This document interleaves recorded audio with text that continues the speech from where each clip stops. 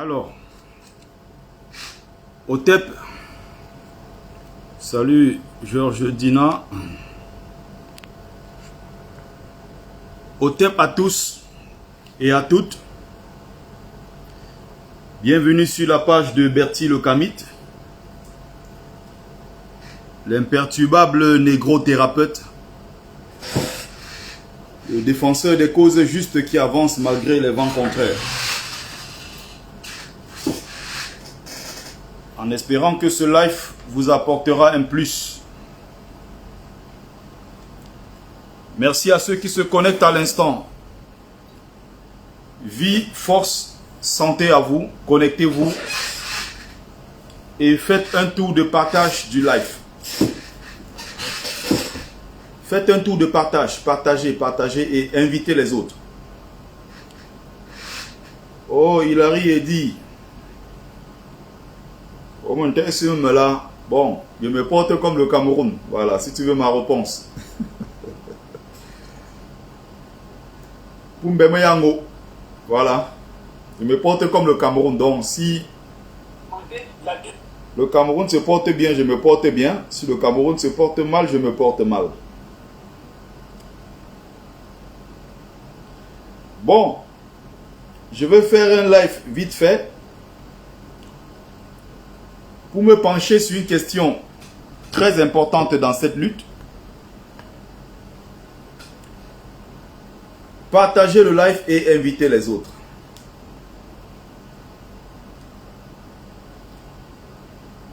Non, Fall Up Moses. Je suis encore en très grande forme. Je suis athlétiquement très prêt. Je m'entraîne, je fais la salle de gym une fois tous les 2 jours. Je me sens en très grande forme. Voilà. Le fauteuil roulant, c'est peut-être à mes 90 ans. Ça viendra. Et quand il dit 90 ans, c'est même petit parce que je vais vivre plus que ça. En bonne santé et avec beaucoup d'argent. Et avec autour de moi beaucoup de belles femmes. Beaucoup d'enfants, de beaux enfants, des enfants, des petits-fils, arrière-petits-fils qui ont tous réussi dans la vie, qui sont heureux. Ce n'est pas une vue de l'esprit, hein, c'est ce qui va arriver. Et quand je dis comme ça, tous ces gens-là qui sont en train de prier pour que j'échoue, ça c'est ma réponse à ceux-là. Ils doivent savoir. Je vais mourir le dernier. Donc vous tous là, je vais vous enterrer un à un. Vous allez partir tous avant moi. Tous. Je pars le dernier, étant heureux sur la terre. Vos malheurs, je n'en suis pas responsable. Quand j'étais au Cameroun, c'était les mêmes gens qui disaient que oh, si Kadi a entendu qu'on part en aventure, jusqu'à lui aussi s'élève et part en aventure. Il part chercher quoi là-bas? Un peu. Quand ils sont arrivés au Nigeria, Aka, il est encore au Nigeria, c'est un pays là-bas. Quand ils sont arrivés au Niger, Aka, c'est un pays là-bas, le Niger, les gens meurent de faim là-bas. Après qu'ils apprennent que c'est arrivé en Algérie, ils disent que bon, l'Algérie quand même c'est déjà un peu un semblant de pays, mais il ne peut jamais arriver en bain. Il ne peut pas chercher quoi dehors. Il a appris que les gens sortent, lui aussi il sort. Ils sont là, ils mangent leurs beignets haricots, la mère prépare, ils mangent, ils m'insultent. Bertie le Kamite c'est qui? Il peut faire quoi en aventure? Je suis arrivé au Maroc, même chose. Mais quand ils arrivent là-bas, leur tête commence à faire un genre. Ceux qui m'insultaient étant au pays, eux aussi ont pris la route. Que merde. Si Bertie le Kamite est arrivé, ça veut dire que moi aussi je n'ai pas arrivé. Ils sont venus me trouver au Maroc. D'autres m'ont même trouvé là-bas. Ils m'ont même laissé parce qu'ils ont eu la chance. Ils sont entrés avant moi. Ils sont allés prendre les photos en bas de la tour Eiffel. Ils ont envoyé au pays pour dire que Bertie le Kamite est au Maroc. Il mange le mbankou. Il ne veut pas choquer Ben. Bon, le mbankou c'est un genre de couscous. C'est ce couscous de semoule là. Quand on fait des gros plats comme ça là au Maroc avec la sauce tomate, avec les pâtes de poulet. Quand tu manges un bon plat, quand tu te couches déjà là, si on te dit que voilà ben là-bas, tu vas dire attendez là-bas parce que même se lever et marcher, il n'y a pas moyen. Donc on voulait se moquer de quelqu'un au Maroc qui ne choque pas. On disait que ah bof, c'est quelqu'un là-bas. Bertie le Kamite au Maroc là-bas, il mange le mbankou. Bon. Quand je suis même tombé à la déviation à Kassiago, J'ai eu mon choc au niveau du bras, la tête fendue, des blessés partout, des morts. Le fameux 17 septembre 2013, date inoubliable dans ma vie. Je raconte cette journée, cette fameuse journée, n'est-ce pas, dans mon livre intitulé Folie et calvaire des migrants. Page 129. Le titre c'est 17 septembre 2013, date tristement inoubliable dans ma vie. Je raconte tout ça ici dedans, tout ce que j'ai subi. Pour ceux qui veulent passer la commande du livre, achetez le livre. Je ne demande pas la salam alaikum, je ne demande pas de m'aider que oh c'est dur, aidez-moi. Bon, si vous voulez me soutenir, achetez mon livre. Si vous ne voulez pas le lire, achetez, offrez à quelqu'un. Si vous ne voulez pas le lire vous-même, achetez, déposez à la maison, l'un de vos enfants va s'intéresser à la lecture. C'est un livre très simple, écrit dans un langage simple, puisque c'est du récit. Et c'est facile. Il suffit de payer soit directement par PayPal, soit vous payez par un transfert normal, hein, sec, à Express Union, je ne sais plus non. Express Union au Cameroun. Orange Money ou bien Western Union. Vous payez par là-bas et puis tout simplement, moi je fais le retrait et je vous envoie le livre sous 24 heures. Pour ceux qui sont en France, 48 heures pour ceux qui sont à l'étranger.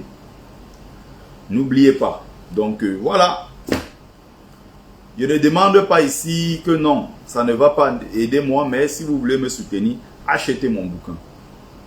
La dernière fois que je suis venu ici, vous dit soutenez, soutenez, soutenez. Après mon agression, j'ai récolté ici devant vous. J'ai rajouté moi-même mon propre argent dedans. J'ai sorti 100 000 francs, 50 000 pour la maman de notre frère qui est mort, tué par le régime de Yaoundé, Rodrigue Ndageo, paix à son âme. 50 000 pour maman Pilon, qui est notre maman à nous tous, qui a fait des sacrifices dans cette lutte. J'ai envoyé, l'argent est parti, je suis passé à autre chose. Donc je ne suis pas de ces combattants-là qui ont besoin des litchis, des PayPal sur la toile pour survivre. Non. Je ne végète pas. Je ne souffre pas, je n'ai pas faim. C'est aussi ça le combat. On peut être combattant en travaillant, on peut être combattant en se battant comme je me bats tous les jours. Salut Tafo Jordan qui est toujours au rendez-vous. Je me bats comme ça tous les jours. Et je montre moi-même l'exemple, je montre moi-même le chemin à travers mes lives, à travers ma vie de tous les jours. C'est important de vous montrer une autre vie en fait en dehors du combat. En dehors du combat, j'ai un travail. Je fais mon live, je suis au travail. Quand je fais par exemple une sortie, comme j'ai fait il y a quelques jours par exemple, ce n'est pas pour rien que je fais des photos et je vous montre.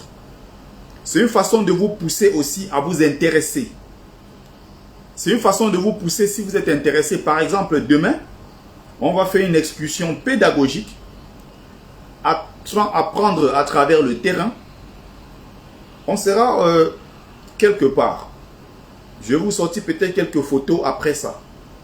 C'est une excursion qui va se passer dans un endroit mythique de France, au cimetière Père-Lachaise. Et on a d'autres endroits à faire. Voilà la vie d'un jeune responsable en dehors du combat. Je suis au boulot. Le lendemain, je serai là-bas. La semaine dernière, on était là. N'est-ce pas?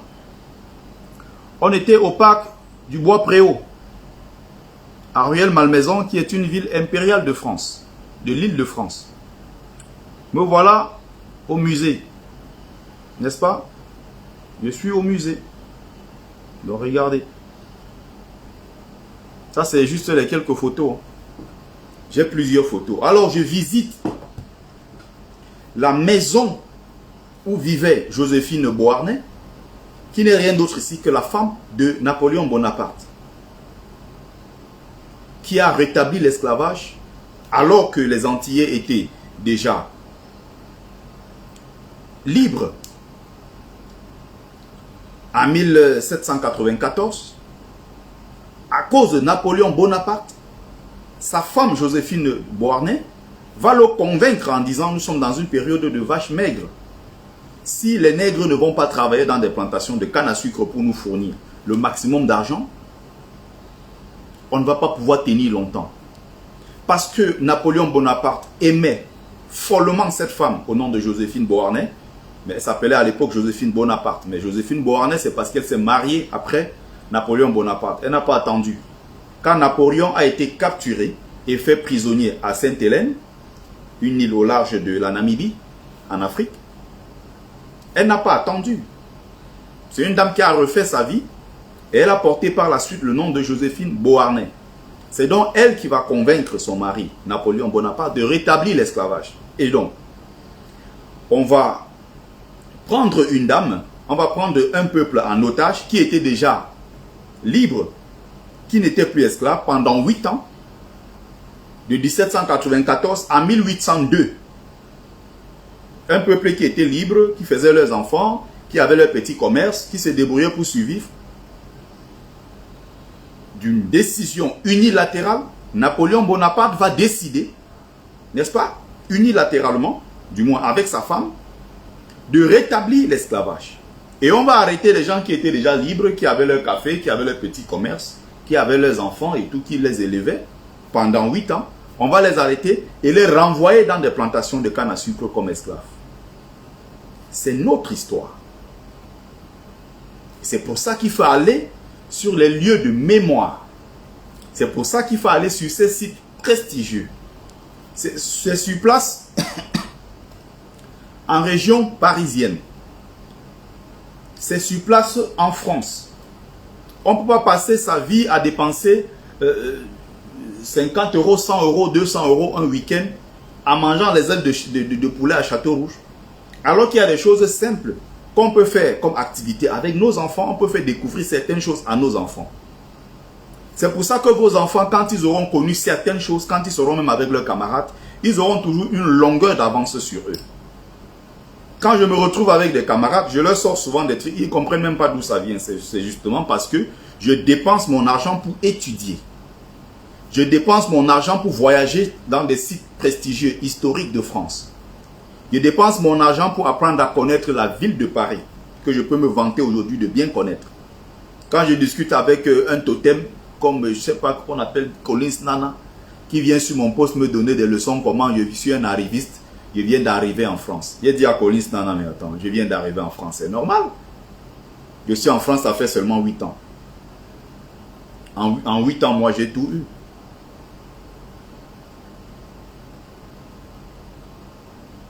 En 8 ans, moi, j'ai tout eu. J'ai attendu 1 an, 6 mois sans papier. Le reste du temps, l'autre tape, j'étais régularisé. J'ai une carte de résident permanent jusqu'en 2030 combien là. La naturalisation, si je veux, c'est vite fait. J'ai 2 beaux enfants. J'ai une famille, j'ai une vie. Je ne végète pas. Je suis bien rémunéré pour le travail que je fais. Quand Colline Nana me dit que tu viens d'arriver, il dit bon, même si je viens d'arriver, tu connais où en France? En dehors des coins où, à Château-Rouge, où on s'assoit pour manger les ailes de poulet. Salut mon frère Daya Choupé. En dehors de s'asseoir à Château-Rouge, manger les ailes de poulet. Quand ils sont en Belgique, ils vont à Matongué, à Clémenceau, là-bas, ils s'assoient pour manger les ailes de poulet, parler des mêmes choses tout le temps. Eto fils en Tokbol, Samuel Eto en Bébol, Franck Lampard en Tokbol. En dehors de raconter toutes ces conneries-là comme ça, s'asseoir, Samuel Eto ici. Oh, comme tu as fait ça. Oh, comme tu veux détruire le pays. Oh, en dehors de s'asseoir, parler des trucs comme ça, de Congo, ça, de restaurants de bas étage.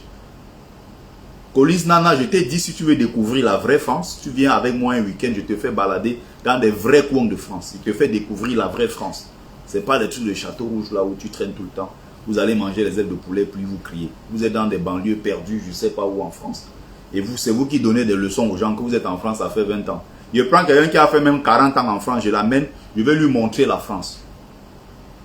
Je veux lui montrer la France française des Blancs, je veux lui montrer la France en rapport avec le continent africain.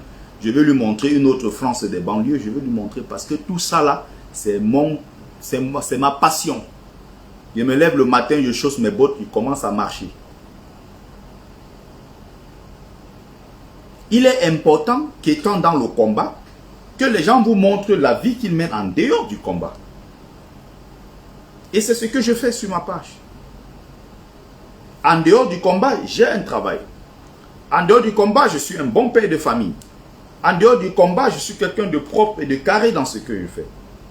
Partagez le live, partagez-le, partagez-le, partagez-le. En dehors du combat, je fais des études en parallèle. En dehors du combat, je fais des travaux de recherche très poussés. Avec des spécialistes. En dehors du combat, je me cultive tous les jours. Vous avez des gens qui sont dans le combat, ça fait 4 ans. Ils te tiennent le même discours. En 4 ans, ils n'ont rien appris. En 4 ans, ils n'ont pas lu un seul livre. 4 ans qu'ils sont dans le combat, ils n'ont pas lu un seul livre.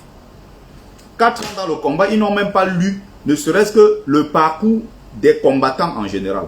Il y a le frère de combat, Cyril Kemenye, qui a sorti un brillant livre. Brigade anti-Sardina. Vous prenez le livre, il reprend pratiquement toutes les têtes connues de la brigade anti-Sardina. De moi, de Calibri, de Général Wanto, de Caroline Pégan, de tous ceux que vous voyez, que ce soit la base de l'Allemagne, base Belgique, base France, base États-Unis, base un peu partout. Il essaie de retracer tout cela dans un livre. Mais quand tu le lis, ça te donne au moins déjà une idée à peu près, n'est-ce pas, générale, on va dire, sur le profil de tes camarades combattants avec qui tu luttes. C'est des livres simples à lire. Tu tombes dessus, tu le prends, tu le lis. Ça te permet d'avoir une vue d'ensemble, de connaître ce que tel ou tel a essayé d'apporter ou bien tel a essayé de faire d'abord. Il y a beaucoup là qui viennent, qui luttent, mais ils ont d'abord une vie à côté.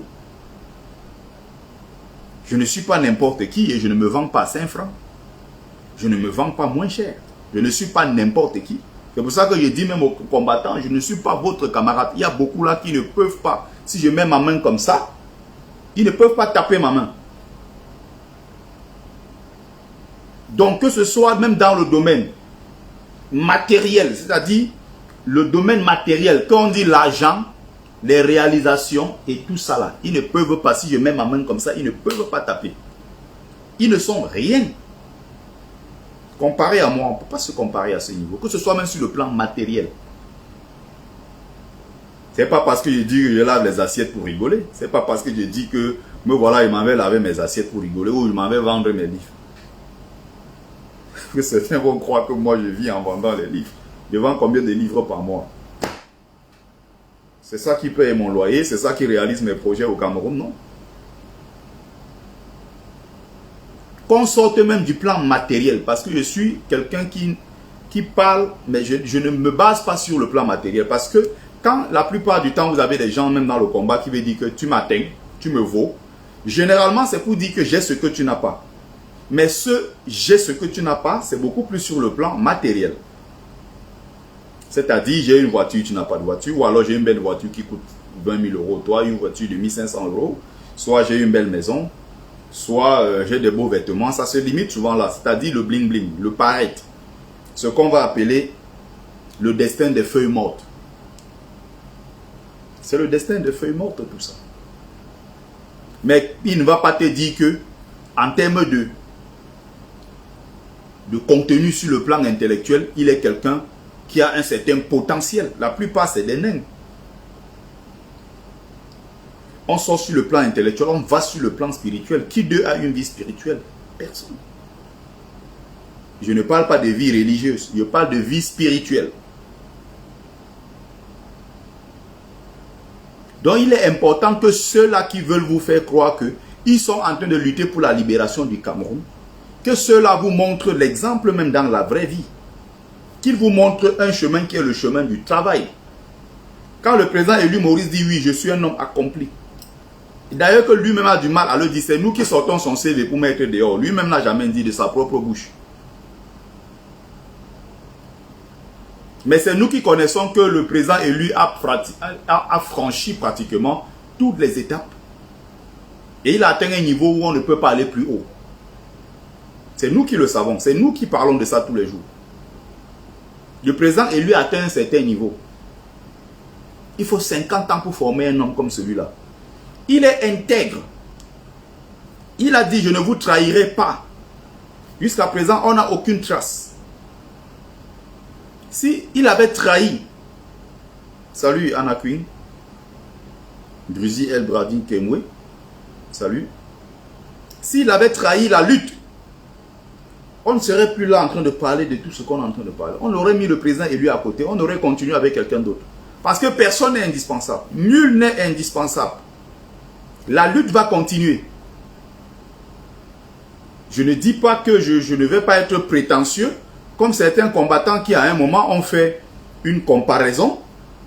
Il y a une photo qui traîne sur internet où vous allez voir Oumiobe, Ernest Wandje, vous allez voir Abel Nkengye, qu'on a appelé Abel Kingé.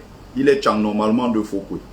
Et je ne sais pas ce qu'ils ont fait sur son nom pour mettre Abel Kingé, parce qu'à l'époque, les administrateurs d'état civil qui écrivaient n'importe quoi, donc il s'appelait Albin Kengye, qui est Tchang de Fokwe. Vous allez prendre, il y avait un certain vous avez Abel Kingé, vous avez Oumiobe, vous avez Ernest Wandje, vous avez Félix Roland Moumier, vous avez Castor Osende Afana, vous avez... C'est des monuments. C'est des monuments.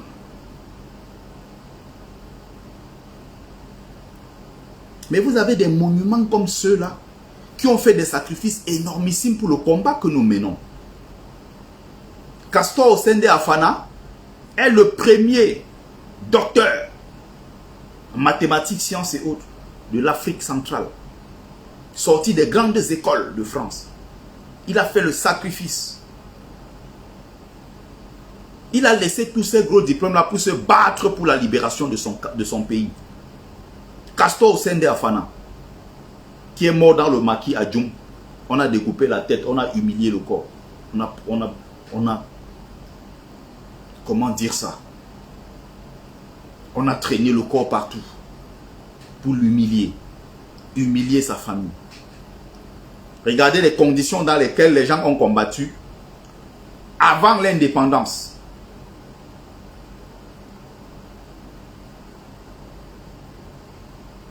Non, Small Nobi, je suis un vrai notable Bamileke. On n'appelle pas n'importe qui à l'ouest Sombungo. Celui-là qui viendra élever la nation. Vous voyez qu'on donne des titres comme ça au village à n'importe qui. Je ne suis pas n'importe qui. On ne court pas pour prendre une deuxième femme, une troisième femme. Non, c'est que pour avoir une femme, il faut d'abord être connecté spirituellement avec cette femme.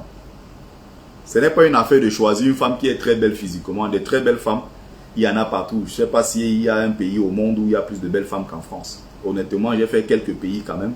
Mais ce pays, en matière de belles femmes, c'est exceptionnel, ce qu'on voit en France. Mais ce n'est pas ce côté esthétique qui me plaît, qui m'intéresse. Donc, Small Nobicycle, je ne sais plus quoi qu'il dit. Il faut que la femme soit connectée à toi. Il faut que vous ayez la même vision. Il faut que vous regardiez tous vers la même direction. Moi, une femme qui est chrétienne, ça ne marchera pas. Une femme qui est musulmane, encore moins, c'est mort. Donc, je ne veux pas qu'une femme, tu es là, tu entends qu'elle est à l'église avec tes enfants. Ça ne marche pas comme ça. Ou je n'étais pas là, oh, elle était à la mosquée avec les enfants. Ça ne marche pas comme ça. Je suis un kémite pur et dur. Et je ne peux qu'avoir une femme dans la pure tradition africaine. Que je vais présenter, pas dans une église pour le mariage, quoi, vous appelez mariage officiel, devant l'État ou devant l'église. Non. Mon premier mariage qui est reconnu est le mariage traditionnel, c'est-à-dire la validation de cette union-là auprès de Dieu et des ancêtres méritants. Il n'y a que ça. Je n'irai pas me marier dans une église. Ça a commencé que quoi? Je ne mets d'abord jamais pied dans une église. J'ai fait 3 ans au Maghreb, 3 ans, je n'ai jamais mis pied dans une mosquée. Jamais. Même quand j'avais mes camarades, ils me disaient que il dit ça comment là? Oh, j'ai oublié le mot quand on dit la prière. Ou qui me disait viens, on va aller faire le carême ensemble.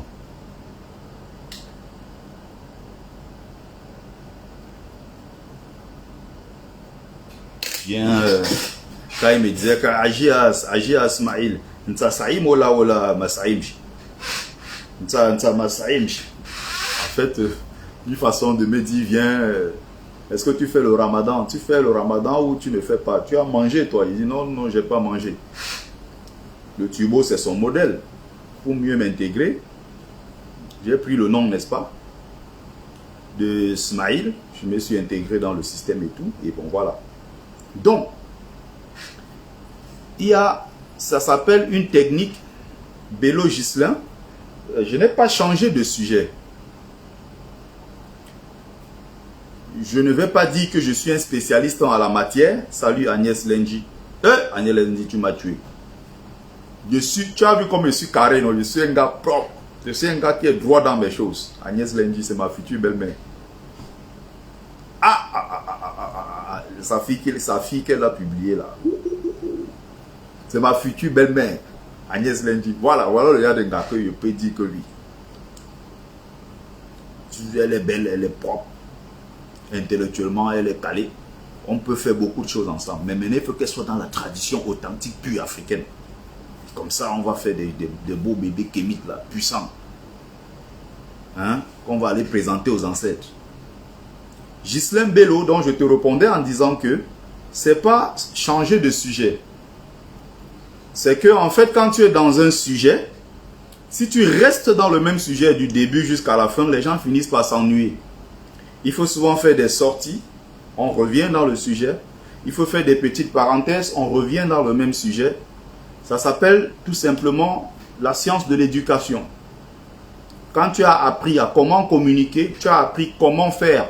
Parfois, qu'on peut te parler peut-être de l'astrophysique, mais il fait une pause de 2-3 minutes, il sort de l'astrophysique, par exemple, pour te parler de politique. Ou pour parler d'un sujet d'actualité. On peut même être en train de parler de quelque chose qui est intellectuellement très poussé. Parfois, on sort un peu de là, on fait 2 minutes de blague sur un Congo-ça qui se passe, sur un truc comme ça qui est d'actualité. Et après ça, on revient sur le sujet de base. Ça ne veut pas dire que j'ai quitté le sujet, non. Donc, c'est comme ça. Donc, j'étais en train de prendre l'exemple sur le président élu lui-même, Maurice Kamto. Ça va, tranquille? Ça va, toi? Ouais, super. C'est... Oh. Tu fais ta prise maintenant? Ouais, je fais. Vas-y, hein. Vas-y, je laisse faire ta prise. Là, je suis en communication, mais bon, tranquille. Hein. T'inquiète pas.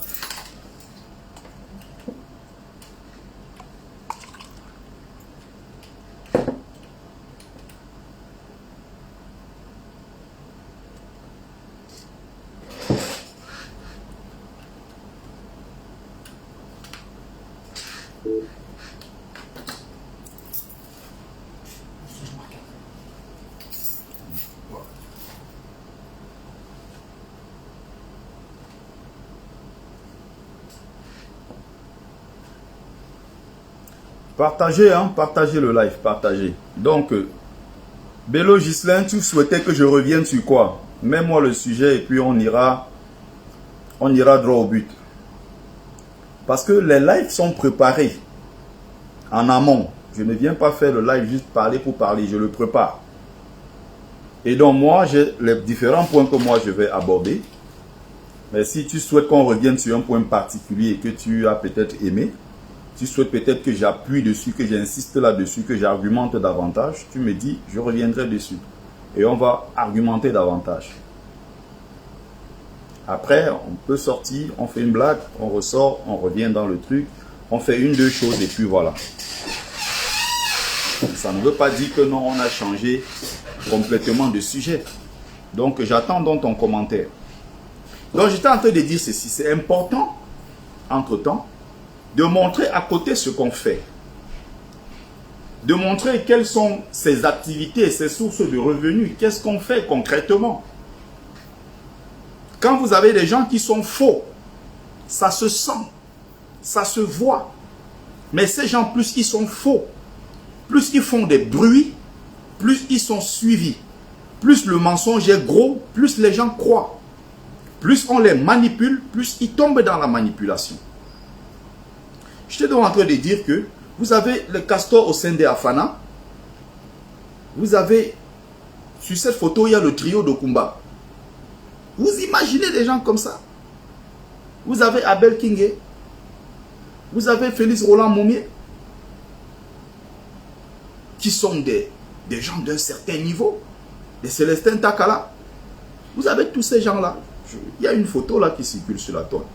Vous allez voir, les gens là sont en haut comme ça. Et tu as un montage en bas qu'ils ont fait. Ils ont mis Marc Seigneur, ils sont mis Calibri. Ils ont mis Fils du Planteur. Ils ont mis où c'est qui encore. Il faut vous respecter. Et certaines personnes font des choses parce que les adultes, les aînés, les followers parfois qui sont là, qui les voient faire, ne sont pas capables de leur dire, mec, ce que tu as fait là n'est pas normal. Tu t'es trompé. Il ne faut pas faire cela. Quand quelqu'un comme moi, par exemple, critique, ça devient que non, tu es jaloux, tu es haineux, tu es aigri, tu es blablabla, blablabla. Les mots qu'ils utilisent, donc ils agitent ces mots-là sans connaître même la signification de ces mots. C'est ça, Olivier Darel Choupé. Je sens que c'est sur ta page que je vais trouver ma part de femme qui m'aime. Et sur ma page ici, il y a déjà eu plusieurs mariages. Hein. Il y a déjà eu plusieurs mariages, des vrais. Ici, là, pendant que je fais mon live là, les inbox là commencent. Ça a abouti au mariage. Bientôt, ça va même faire des bébés. Ça fait des années que je fais des lives. Donc, tu peux imaginer le nombre de couples qui se sont déjà formés à travers mes lives. Quand je parle des vrais couples, hein, pas les trucs que les gens font que dans le combat, on entend que tel Alain Binda, tel a pris l'argent chez tel combattant, tel a fait tel combattant, tel dépressif aujourd'hui, à cause des prêts d'argent, blablabla, Lambinda a fait ceci, la révolution porno. Non, non, non, non. Je ne suis pas dans ce genre de choses. Si une femme est plaît dans la révolution, il faut qu'on soit consentant, qu'on ait des grandes personnes, qu'on sache comment se comporter, qu'on n'entende pas que parce que vous avez eu un problème dans le cadre privé, que ça devienne une affaire maintenant qu'on balance dans le combat pour le fragiliser. Ça donne l'impression à ceux-là qui étaient de dehors, peut-être qui voulaient entrer dans le combat, ceux-là qui de l'extérieur, en tant que non-nèmes, soutenaient nos initiatives, ils vont se dire, mais j'ai soutenu qui comme ça? J'ai pris ces années-là pour soutenir qui comme ça? Des voyous? Des agresseurs?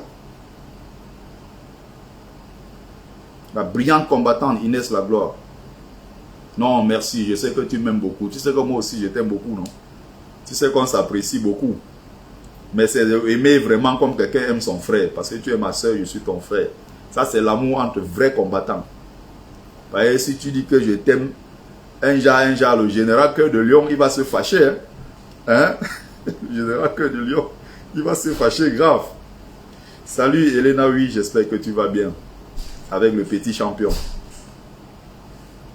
Donc, c'est important de montrer l'exemple, de prêcher par l'exemple. Il faut qu'il y ait des gens à un certain moment pour dire, mais non, là tu es en train de te tromper. Et c'est ce que je vous dis ici tous les jours.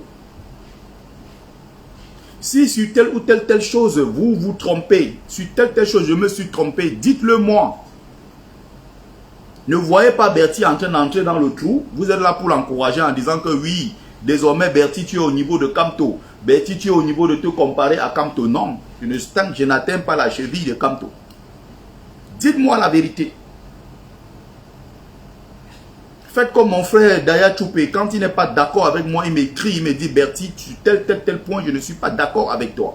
C'est comme ça qu'on se comporte avec des personnes qu'on apprécie.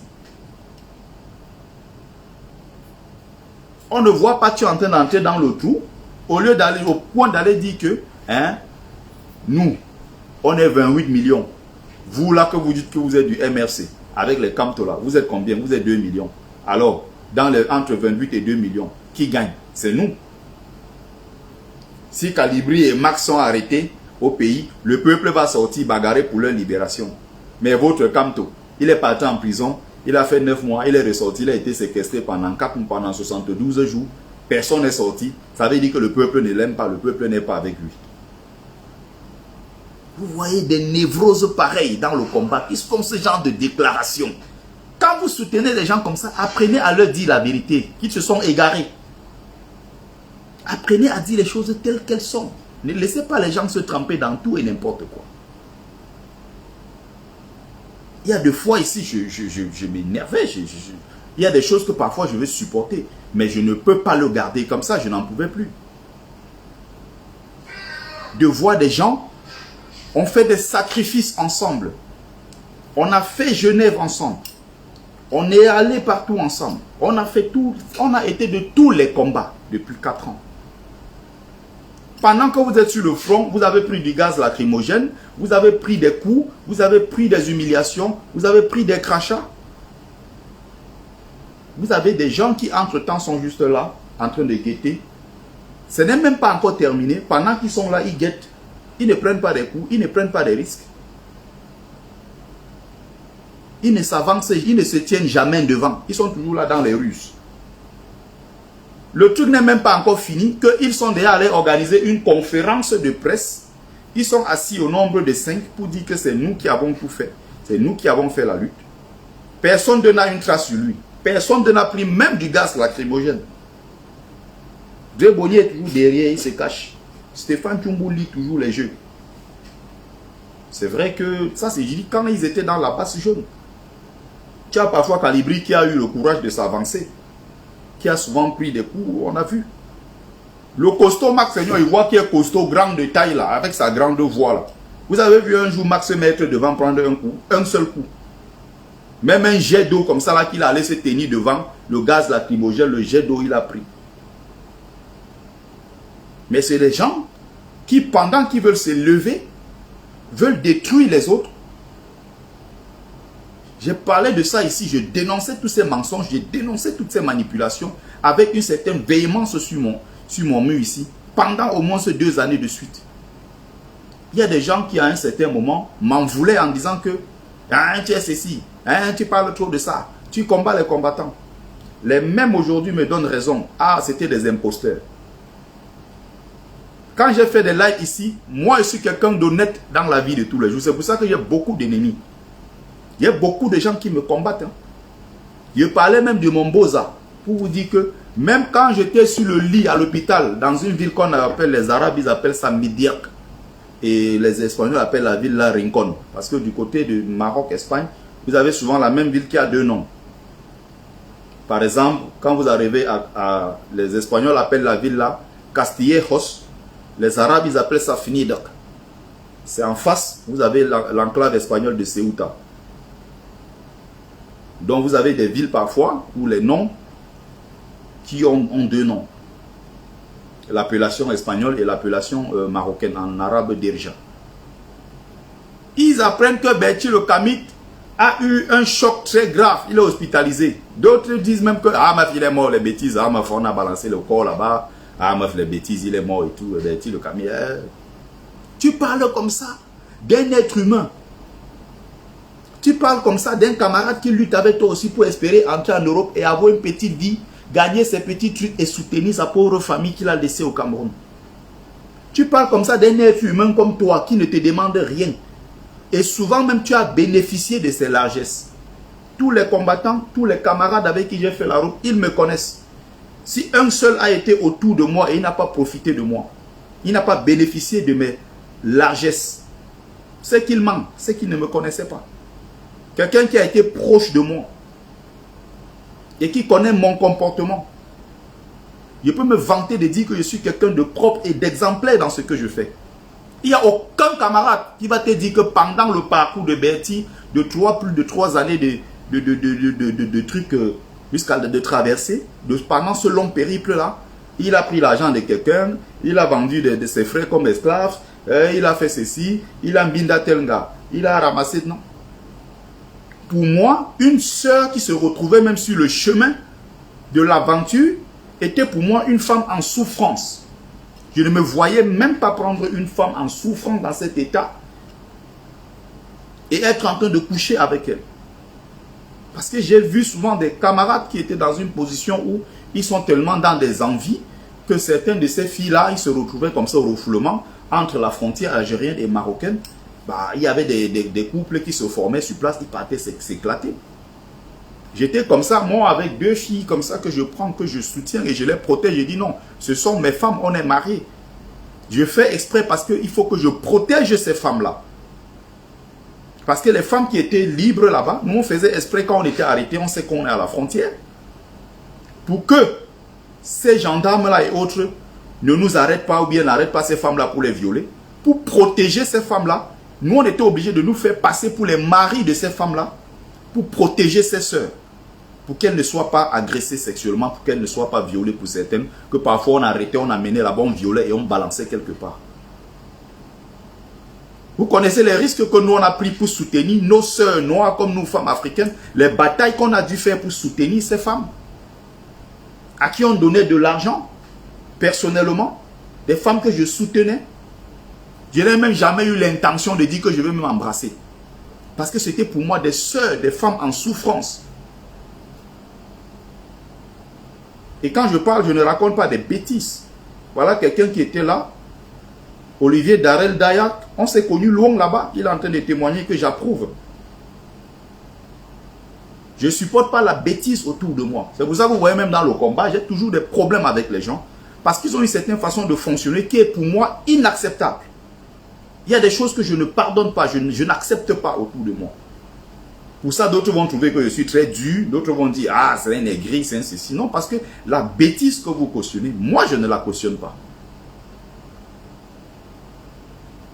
Aujourd'hui, parce qu'il y a certaines femmes, ces saletés-là, qui se prennent pour des quoi féministes, afro-féministes, qui détruisent l'image des vraies femmes qui sont des femmes solidaires, des femmes qui savent aimer et respecter leur mari. Parce qu'elles s'appellent féministes, elles confondent féminisme et le mépris des hommes. Elles confondent féminisme et impolitesse. Parce qu'un homme te parle, tu dis, hey, ferme ta gueule, j'ai le droit de sortir, hey, j'ai le droit de fumer, j'ai le droit de croiser mes pieds sur le balcon, j'ai le droit d'aller en vacances toute seule, j'ai le droit de faire ce que je veux, j'ai le droit, mais jamais des devoirs. C'est comme on a appris à nos enfants qu'ils ont tous les droits. Ils n'ont jamais de devoir. Quel est ton devoir en tant qu'enfant dans une maison? Ah, je ne sais pas. Mais tu as le droit d'avoir ceci, tu as le droit d'avoir cela. Comme on voit nos sœurs aujourd'hui qui sont dans des groupes afro-féministes, qui s'attaquent aux hommes, qui méprisent les hommes, qui sont dans un combat contre eux.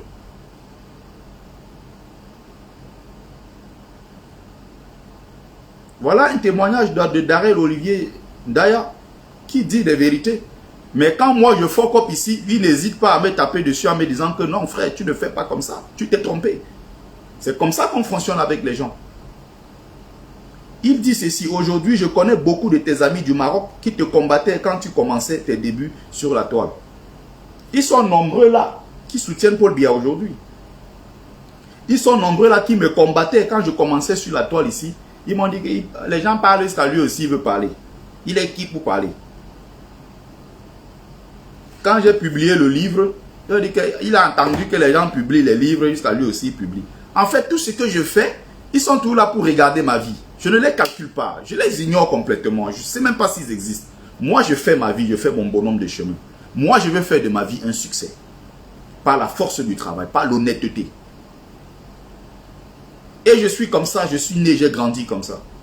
Il serait difficile de voir même un ami d'enfance qui va faire un mauvais témoignage sur moi. Si ce n'est pas la jalousie, les greurs, c'est que je ne sais pas. Je ne veux pas dire que je suis parfait.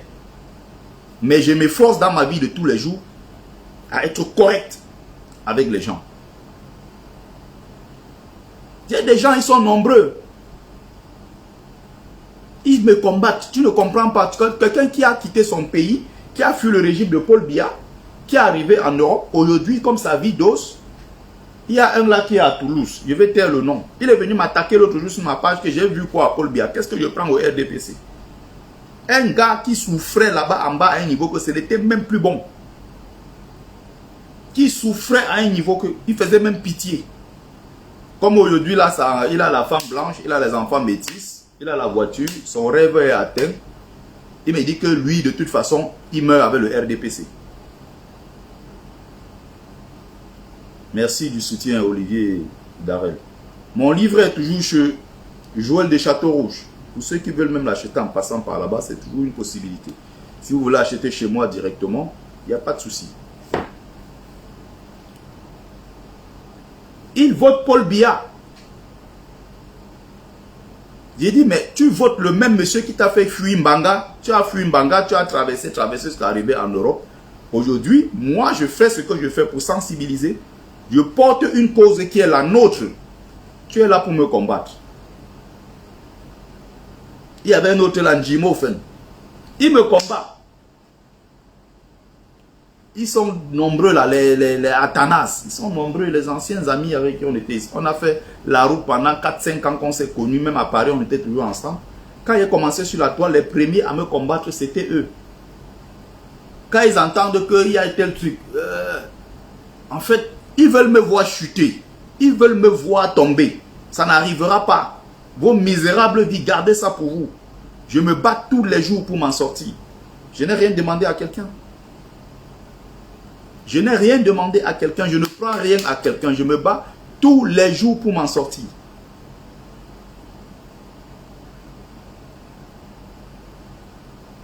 D'autres même ont vu le livre. Hein? Le livre. Sauf que, il y a des moments quand ils veulent même parler. Bon, après, ils savent quand même que, même quand j'étais en bas avec eux, on n'était pas pareil. Je leur avais dit qu'on est sur le terrain du mélange. Quand on va arriver devant, tout le monde va s'exprimer. Et je ne suis pas à votre niveau. Même avant de partir du Cameroun, je n'étais pas dans le même cadre de vie que vous, que beaucoup d'entre vous. Vous fumez votre mbanga, moi je ne fume pas. Vous buvez votre, je ne bois pas. Même le piment, je mange à peine. Donc quand moi il dit quelque chose, je suis lucide sur ce que je dis. Je ne parle pas pour venir dire que ah non, c'est parce qu'il avait pris un verre de plus. Je suis lucide quand je parle. Ici, c'est le mélange. Quand on va arriver à Paris, devant là-bas, on sera sur le terrain plat et chacun va s'exprimer. Vous connaissez aujourd'hui combien d'immigrants qui ont fait le parcours et qui ont témoigné leur propre histoire dans un livre écrit par eux-mêmes. Je ne parle pas de ceux-là qui ont fait recours à ce qu'on appelle un nègre. Le nègre, c'est qui? C'est celui-là que tu contactes, tu lui dis, bon, j'ai quelque chose à raconter. Tu lui fais un truc par des voices, tu fais des enregistrements, ou tu le rencontres en face. Pendant que tu parles, il est en train d'écrire, il écrit pour toi. Après, on publie. C'est ça qu'on dit faire recours à un nègre. Nègre n'est pas seulement dans le sens de la couleur, de la peau noire et tout ça. Nègre a plusieurs significations. Et même il y a un côté amélioratif qui n'est pas que péjoratif quand on parle de nègre. Par exemple, je peux dire je suis un bon nègre. D'autres me demandent que mes bons nègres c'est quoi? Nègre est négatif, est péjoratif, non. Cheikh Anta Diop a publié Nation, nègre et culture. Nègre a plusieurs sens. Donc vous allez voir les mêmes gens qui me combattent. Je leur avais dit c'est le terrain plat. Tout le monde va s'exprimer. Ils sont là, ils se sont clochardisés. Ils montent, ils descendent. D'autres à Château Rouge. Ils viennent, ils boivent. Le Heineken là, 10 €, tu as 3 trucs, les gros litres comme ça. Ils boivent, ils bavardent. Ils mangent les ailes de poulet. Ils se clochardisent là-bas, ils sont là, ils parlent.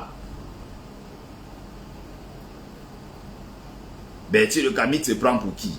Et blablabla. Je leur avais dit que même en partant du Cameroun, j'étais sorti fraîchement de l'université de Douala, étudiant en philosophie. J'avais quand même un petit parcours. Même quand on était au camp, même quand on était au Morocco, en l'espace de quelques mois que je suis arrivé, j'ai trouvé des gens qui sont là-bas, ça fait 6 ans, 7 ans. Il y a d'autres qui sont encore là-bas, ça fait 10 ans. Ils ne parlent pas l'arabe. Tu fais 10 ans dans un pays, tu ne parles pas la langue de ce pays-là. Tu as un problème, mon ami. Moi, à l'espace de 7 mois, 8 mois, je parlais déjà avec les Arabes. Du moins, quand je voulais quelque chose, je savais m'exprimer. Et quand ils parlaient, je comprenais, je traduisais pour eux. Même entre nous, en forêt, c'était devenu la jalousie. Même quand on était en ville, c'était la jalousie. Il se prend pour qui? À peine il est arrivé, il veut nous montrer qu'il parle l'Onkassa. Parce que quand l'Onkassa venait, quand un truc qu'il parlait, il ne comprenait pas. On dit que non, où est votre ami qui parle arabe? Appelez-le qui va venir traduire. Ça les dérangeait toujours. Faites des efforts tous les jours pour vous améliorer. Faites des efforts tous les jours. Lisez, formez-vous, voyagez, cultivez-vous, rencontrez les autres, parlez, échangez, ouvrez-vous au monde. On ne dit pas dans un monde fermé, replié sur soi-même. On rencontre les mêmes amis tous les jours. On parle des mêmes commentaires. On tourne autour de la même chose. Oh, j'aime Binda Langala. Oh, Langala, c'est une tête percée. Oh, c'est ceci. Vous tournez autour des mêmes sujets. On te sort donc de Châteauroux ou de Matongué, je ne sais pas où. On te met face aux gens qui sont par exemple belges ou bien qui sont français, mais qui n'ont rien à voir avec ces milieux. Tu es perdu. Tu ne sais même pas quoi dire. Parce que tu t'es clochardisé. Tu t'es renfermé dans un milieu. Avec les mêmes personnes. Vous parlez des mêmes choses tous les jours. Vous buvez des Heineken. Vous criez. Tu les sors de là. Tu les mets aux invalides. C'est toujours à Paris. Hein. Il n'a jamais été. Il ne sait même pas ce que c'est. Tu lui poses une question sur la France, le pays dans lequel il vit. Il ne connaît pas. Ils sont dans leur petit cercle, ça s'arrête là-bas. On ne vit pas comme ça. Donc moi, quand j'étais là, ça les dérangeait toujours. Hein, il veut déjà montrer que non. Moi, j'allais dans des zones de montagne.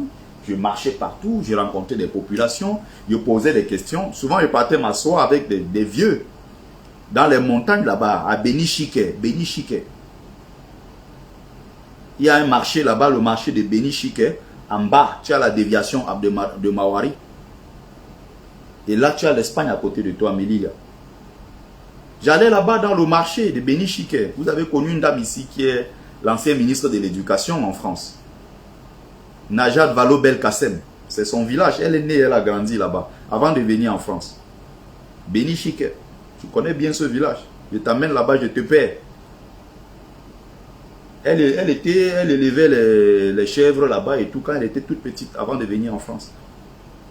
J'allais rencontrer des papas là-bas, je leur posais des questions. Ils me parlaient de la guerre du Rif. Ils parlaient comment il y a eu des empoisonnements à l'époque, comment le sous-sol a été, les sols ont été empoisonnés par des trucs. Ils me parlaient de la guerre du Rif, ils me parlaient de beaucoup de choses. Parce que je suis quelqu'un qui aime se déplacer, qui aime poser des questions, qui aime se cultiver, qui aime apprendre beaucoup de choses. Je vous incite à le faire, je vous encourage à le faire. Ils sont toujours là dans des jalousies, des trucs inutiles, des trucs bidons. D'autres, quand ils me voient, moi avec ma simplicité, mon humilité, je viens vers lui simplement, oh comme Bissafeur, ça dit quoi? Ah, n'est-ce pas, maintenant on te voit qu'à la télé, tu es devenu une star. Mais c'est toi qui penses que je suis devenu une star. Je ne me prends pas moi pour une star. Je porte mes livres les week-ends, ils me voient dans les restaurants à Paris en train de vendre mes livres. Je n'ai rien demandé à personne. Je suis un gars honnête quand je marche. Je ne plie pas la tête comme ça en me disant non, il y a un coup qui va arriver quelque part. J'ai mes livres là. Samedi soir, quand je suis libre, je prends mon livre. Je suis à Châteauroux, je suis dans des coins, à Paris 10e, dans le 9e, je pars un peu partout. J'entre dans des restaurants. Je propose mon livre aux gens. Je n'ai pas honte. C'est mon histoire, c'est ma vie. Je porte une cause qui est celle des migrants. Je sensibilise. Il y a des gens qui adorent lire ce genre de bouquins, des bouquins d'aventure qui racontent des faits vécus. Comme ils sont donc jaloux, ils voient mon livre, ils veulent mourir. Il a aussi écrit le livre. Non? Va écrire ta part. Tu as vécu l'aventure comme moi, non? Écris ta part aussi, tu publies comme moi. Au lieu de jalouser l'œuvre de quelqu'un. Vous avez vu même dans le combat. Ceux qui me combattent, même parmi nous les combattants de la base, ceux qui me combattent sont tous des anciens Beaux-Arts. Vous avez vu un jour ils ont présenté ce livre? Non. Vous avez vu un jour qu'ils ont acheté? Non. Vous avez vu un jour Calibri présenter ce livre? Non. Vous avez vu Marc Seigneur Beaux-Arts présenter ce livre? Non. Vous avez vu Fils du Planteur Beaux-Arts présenter ce livre? Ils sont nombreux qui sont là dans le combat des anciens Beaux-Arts. Ce sont eux qui attaquent. Ce sont eux qui combattent le livre. Parce qu'ils ont des frustrations. Parce qu'ils ont des jalousies, des aigreurs. Ils sont habités par mille et une choses dans leur tête. C'est qu'ils ont peur si on fait tel truc. Non, on va parler de tel. On va faire la pub à tel. On va faire ci. Quand je regarde, c'est des bassesses tout ça. Ils se posaient des questions sur moi. Ils veulent nous montrer quoi? C'est pas que je veux montrer quelque chose. Je suis que moi-même. C'est que j'ai une longueur d'avance sur certains sujets. Il faut juste l'accepter. C'est comme ça, il ne s'en changera pas. Et je ne fais que grandir intellectuellement. Regardez mon parcours d'il y a 5 ans. Suivez mes vidéos, ce que je faisais il y a 5 ans. Regardez le Bertie qui s'exprime aujourd'hui. Il y a eu beaucoup de travail derrière. Je me suis beaucoup amélioré. 5 ans plus tard, vous allez voir que je me suis amélioré. J'ai augmenté ma valeur. J'ai augmenté ma valeur progressivement. Vous croyez que les chaînes de télévision ils m'invitent pour rien? Non. Vous croyez que les gens qui font des débats dans des cercles intellectuels, ils m'invitent pour rien? Non, c'est parce qu'ils savent que j'ai de la matière grise. Ils savent que j'ai du contenu. Ils savent que j'ai un potentiel. C'est parce que je me suis amélioré. Je n'ai aucun diplôme universitaire pourtant. Je ne fais que vous le rappeler ici. Ceux qui ont bac plus je ne sais quoi, non, je n'ai aucun de ces diplômes-là. Mais je fais tout ici pour m'améliorer tous les jours. Je suis un autodidacte. J'apprends par moi-même. J'ai des maîtres parfois qui peuvent m'orienter, qui peuvent me dire fais ci, fais ça. J'apprends tous les jours, je me cultive. Je ne marche pas une seule journée sans lire, sans écrire. Ce n'est pas possible. J'ai toujours mon bouquin qui est là. Si parfois je n'ai pas envie de lire aujourd'hui, par exemple, je vais dire si je n'ai pas envie, par exemple, de lire, j'ai toujours quelques pages que je vais lire. Soit ça sera un texte écrit, soit ça sera une belle conférence que je vais écouter, soit je vais écrire moi-même, soit il y a toujours quelque chose. On finit maintenant avec l'Onkassa. Quand on arrive au camp en Espagne, tu as toujours les mêmes amis qui sont jaloux de toi derrière parce que ils voient qu'on arrive en Espagne, moi je parle espagnol. Quand on était même ensemble au Maroc, quand on partait au marché de Nador, parce qu'il y a un marché là-bas, généralement le dimanche, on appelle ça le dimanche espagnol, nous on sortait des forêts, nous on allait dans les marchés.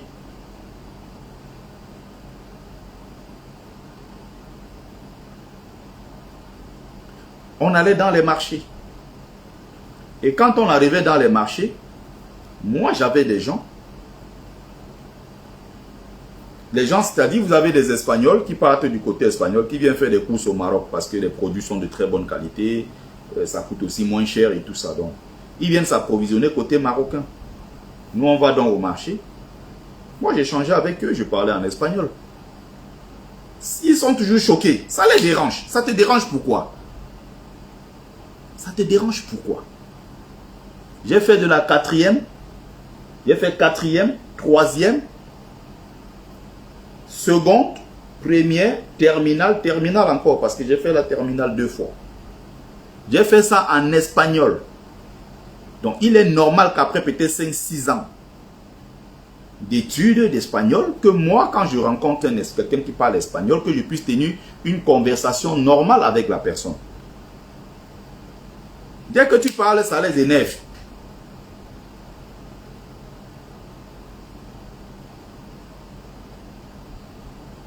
Ils vont s'inspirer comment? Ils vont laisser la jalousie et la haine ou de quel côté avant de s'inspirer? On arrive au camp en Espagne, je parle espagnol. La Guardia Civile qui est là-bas, quand il vient, moi je parle avec lui. Ils sont à côté, ça les dérange. Il veut montrer quoi? Maintenant il parle espagnol. Ah, camarade. Les gens m'étonnent. Les gens m'étonnent. Hein?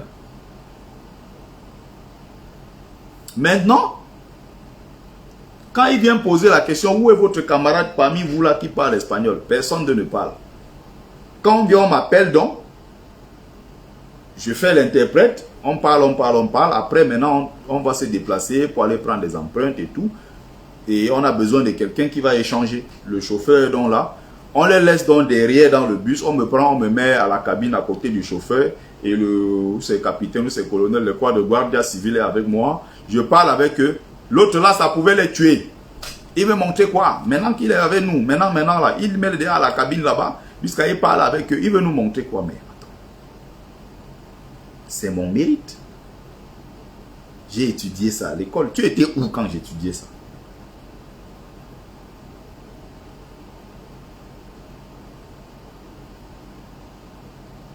Apollinaire, je ne vais pas te répondre. Souvent tu es pertinent, souvent tu ne l'es pas, mais je sais que tu es habité par quelque chose personnellement qui te dérange.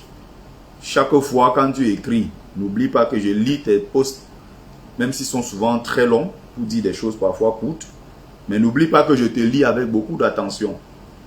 Et on sent toujours ces petits relents-là en toi, tu as du mal à te détacher de ça. À chaque fois que tu vas parler, il y a toujours, même si tu apprécies, il y a toujours ce petit truc-là quelque part où on sent que tu as envie de me tacler. C'est toi qui sais le problème que tu as avec toi-même. Non, laisse les autres parler de toi. Tu aimes trop t'apprécier toi-même. Je m'auto-glorifie. Là, le monde actuel, tu ne fais pas ça, tu ne t'en sors pas. Quand tu montres que tu n'as rien, on dit que tu es très pauvre. En réalité, tu es un pauvre type, tu n'as rien. Quand tu montres, maintenant c'est que non, tu veux montrer que tu as. Tu veux montrer quoi aux gens? Quand tu ne parles pas, on dit qu'il n'a jamais rien fait. Mais maintenant, si tu parles de ce que tu as fait, ça devient qu'il aime trop se montrer. Ça a toujours été comme ça. Et on vit de plus en plus, quand on parle d'humilité. Plus humble, plus sympathique, plus simple que moi, il n'y en a pas. Mais j'ai appris, parce que moi je connais, apprendre de ce que moi je fais. Je ne suis pas dans un domaine de regarder seulement pour regarder. La petite expérience que j'ai des réseaux sociaux depuis aujourd'hui, peut-être 6-7 ans. La petite expérience que j'ai sur les réseaux sociaux, notamment à partir de 2018 avec le combat que j'ai vu en diaspora. Bien avant aussi. Mais si tu ne parles pas de toi, les autres ne parleront pas de toi. Si tu ne te vends pas toi-même, les autres ne te vendront pas. Si tu ne dis pas ce que tu as comme valeur, les autres ne le diront pas à ta place. Quand tu dis que non, il faut laisser les autres le faire. Toi, par exemple, en dehors de venir souvent me critiquer, tu as déjà dit quoi de bon sur Betty le Kami? Apollinaire Kemajou, je te pose la question. Mais est-ce que c'est parce que tu ignores des choses de bien que moi je fais? Ou que j'ai déjà fait? As-tu relayé ça un jour? Non. Prenez l'exemple simple. Je fais un live où j'explique aux gens. Et je ne parle pas moi. Je prends des exemples simples dans l'histoire des combats, dans l'histoire des mouvements, que ce soit le Black Panthers aux États-Unis, que ce soit le Nation of Islam, que ce soit United Negro Improvement Association de Marcus Garvey, que ce soit, tu dis que Collins Nana, tu dis que tu es le prof, je ne t'ai pas insulté que tu es prof, mais tu es prof des racailles. Tu es prof de qui? Tu es le prof des racailles. Tu me dis que je suis un arriviste. Ça fait 8 ans que je suis en France. Tu es en France, ça fait 20 ans. Et tu t'es posé la question que tu connais où en France, en dehors des faux quartiers, des clochards. Tu connais où en dehors de Château-Rouge et de Matongué là-bas en Belgique. Si tu veux découvrir la vraie France, viens, je vais t'amener découvrir la vraie France. Moi, c'était une parenthèse, j'en ai terminé. Donc, tu peux faire tes débats. Tu peux faire avec Cœur de Lion là-bas qui parle des serpents que tu as arrêtés au Cameroun à l'époque. Bon, je ne sais pas si c'est vrai ou c'est faux. Je reviens sur ce que j'étais en train de dire. Je pars donc dans l'histoire des révolutions, des différents mouvements, que ce soit le mouvement de libération de Cuba, que ce soit le mouvement de libération de l'apartheid en Afrique du Sud. Il y a plusieurs couples qui se sont formés dans ces mouvements-là. Joe Slovo a une femme, il a connu sa femme dans la même mouvance.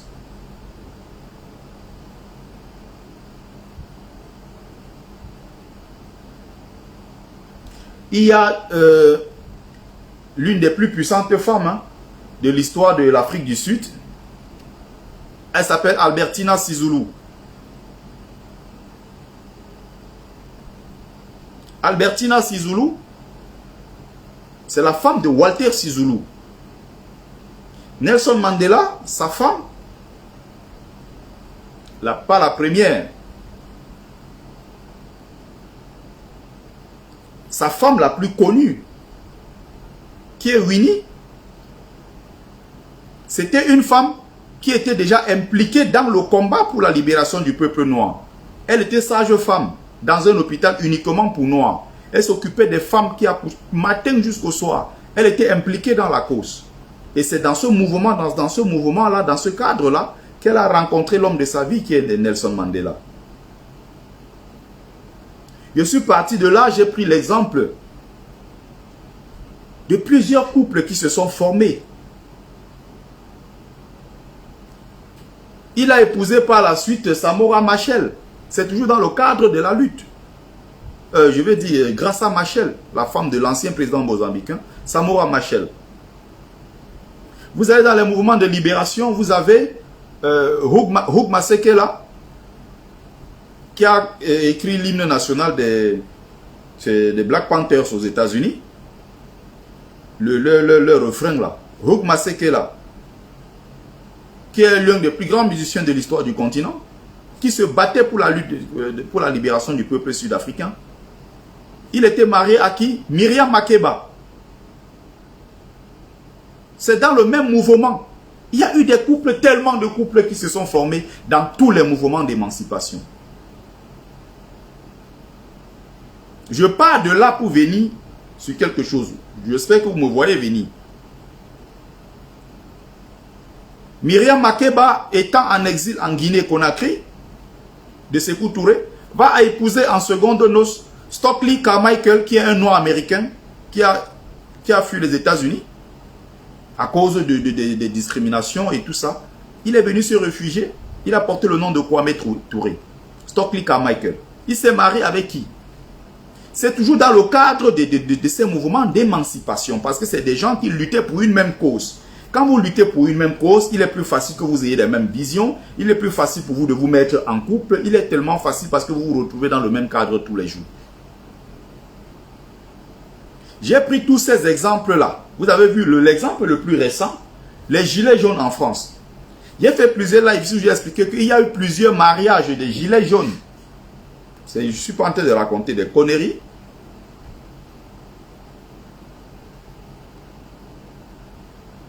Mariage entre gilets jaunes.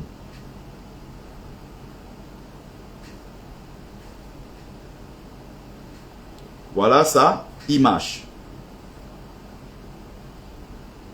Vous avez des gens pendant la lutte, pendant qu'ils étaient dans le truc.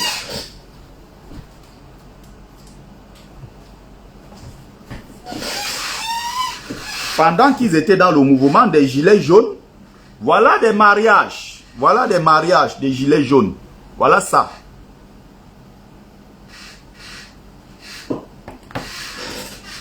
Pourquoi au sein de la brigade anti-Sardina, les gens ne devraient pas se mettre en couple? Dites-moi. Pourquoi la brigade anti-Sardina devrait faire exception?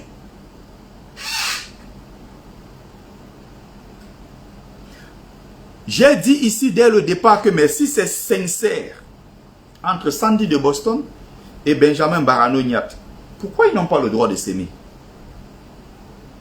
S'il y a une personne qui pouvait se plaindre de cette histoire, c'est sa femme, Josiane, qui est une magnifique femme que j'ai rencontrée en Belgique. Il m'a présenté sa femme une fois. On est allé au congrès, un truc là-bas de MRC.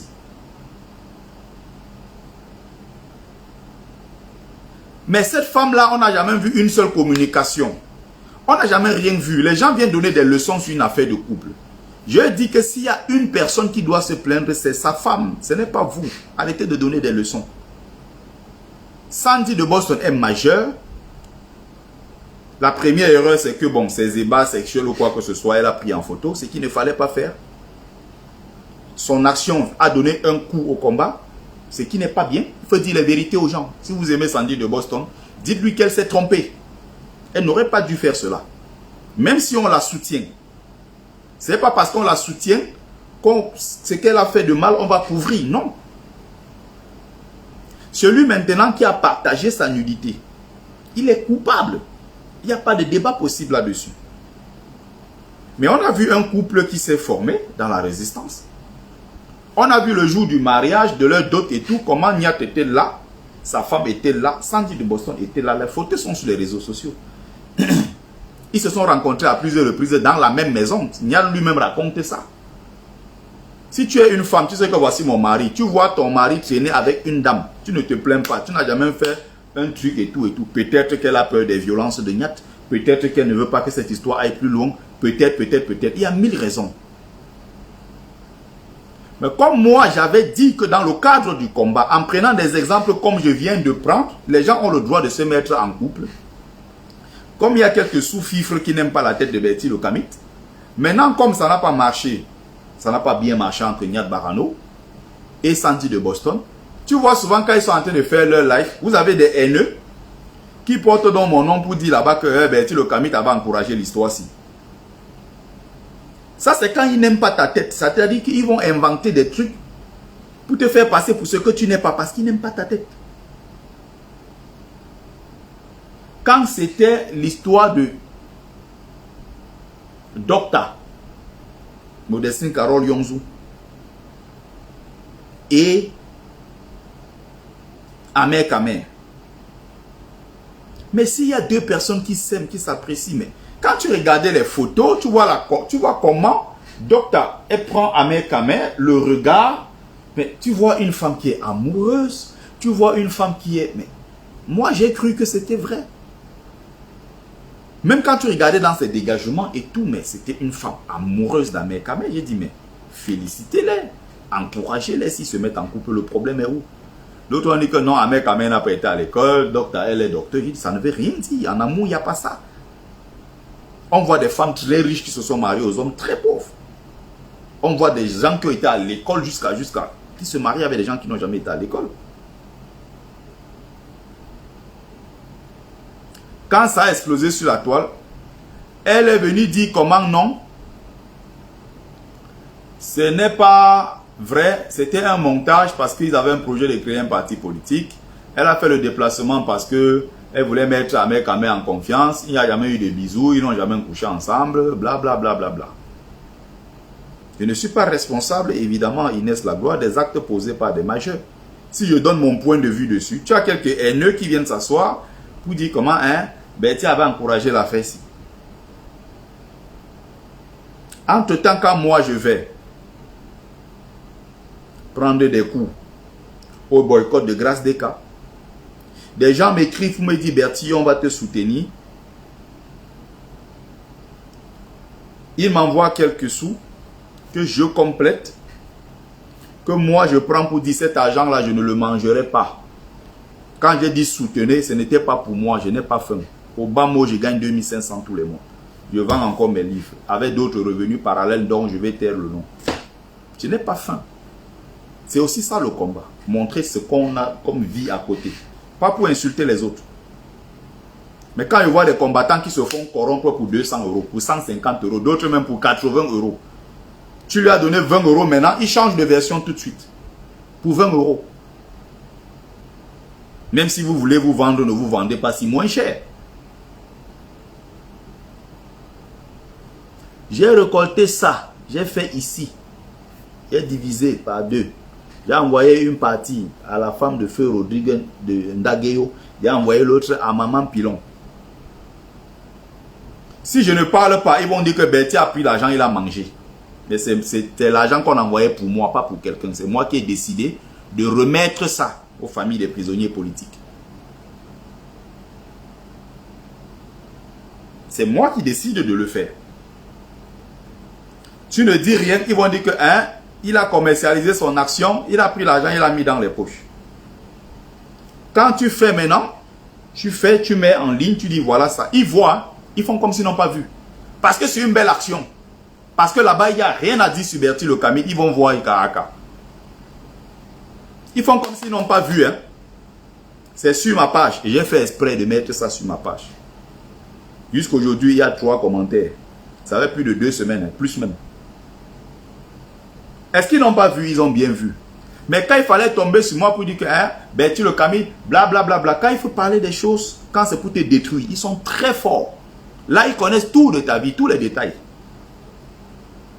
Donc, pour répondre à Apollinaire, si je ne dis pas moi-même que voici ce que j'ai fait, comme par exemple quand je soutenais les enfants abandonnés dans le Grand Nord, les actions que moi je faisais dans le social et tout.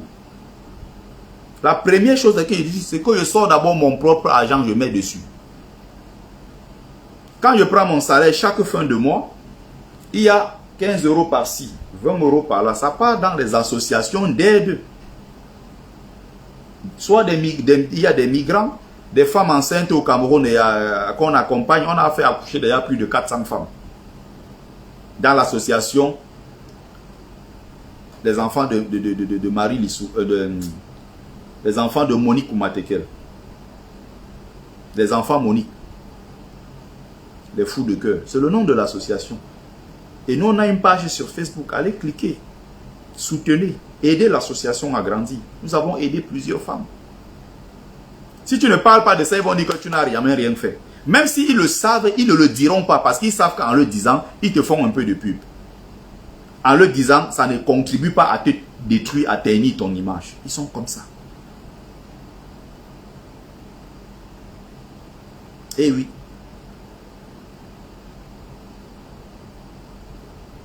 Il y a toujours quelque part cette volonté-là de nuire à l'image de quelqu'un. Si tu ne le dis pas, donc qui le dira à ta place? Si tu ne te vends pas d'abord toi-même, qui va te vendre? Si tu ne montres pas d'abord toi-même tes propres qualités, ce que tu vaux, qui d'autre le fera mieux que toi? Qui le fera à ta place? C'est des petits exemples comme ça pour vous faire comprendre que quand dans la toile, il y a des gens qui veulent te détruire. C'est ce que j'ai appris dans le combat. C'est ce que j'ai pu observer et j'ai tiré mes conclusions. Or, dans le combat avant, il y a même des questions parlant du tribalisme et autres, non? Il y a 4 ans, 2018, reprenez mes lives d'avant. Et je fais souvent exprès, quand Facebook m'envoie les notifications chaque matin, vous avez des souvenirs. On me renvoie mes anciens lives, je les repartage. Allez souvent les suivre. Quand tu appelais même dans mon live, tu commences à dire que non, vous savez, le tribalisme, je dis que non, non, non. Parlez pas de ce genre de sujet ici. Nous sommes dans une phase clé de la lutte où il faut qu'on accélère. C'est Etoudi qui nous intéresse. Celui qui a gagné l'élection doit être là-bas. Des histoires d'Etoudi, je n'entre pas dans ça. Je n'entre pas dans ça. Mais quand tu fais 2018, 2019, 2020, 2021, on est en 2022. Tu observes les comportements des gens. Tu vois des choses, que ce soit le boycott des artistes, tu tires des enseignements. Que ce soit la lutte, tout ça, l'ensemble de ça, tu tires des enseignements.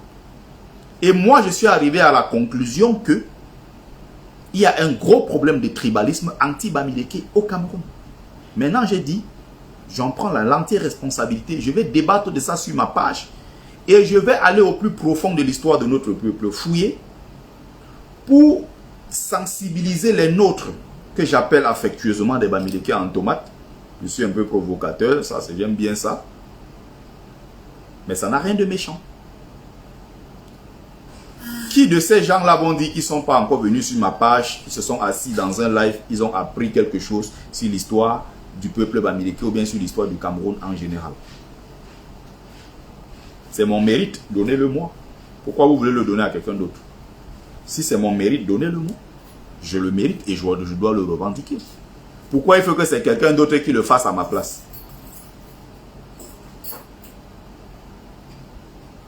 Si je dis que j'ai fait telle chose, ah, il veut montrer que quand tu ne fais pas, quand tu ne montres pas, il a déjà fait quoi? Il a déjà fait quoi jusqu'à on a vu? Le jour que tu fais maintenant, tu dis que voilà ça.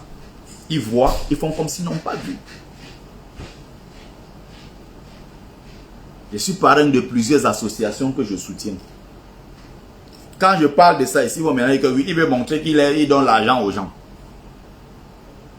Ils ont toujours un truc à dire, allant dans le sens de te détruire. Ils sont là plusieurs depuis dit comment? Ben, tu es qui dans le combat? Il pèse combien de grammes? Mais je suis toujours là. Ça ne changera pas. Je suis un leader incontesté du mouvement de résistance des Camerounais en diaspora. Le dit n'est pas me vanter. Le dit n'est pas aimer parler de moi. Je m'impose naturellement comme étant un leader de la base. Tu vas faire quoi pour retirer ça? Tu ne peux pas. Même s'ils sont assis quelque part, ils ont fait tout pour m'écarter. Même entre eux, étant assis, ils vont regarder, ils vont savoir qu'il y a un visage qui manque. J'ai beaucoup apporté dans la lutte. Et je continue encore d'apporter dans cette même lutte. Et je continuerai. Parce que j'ai commencé avant la base.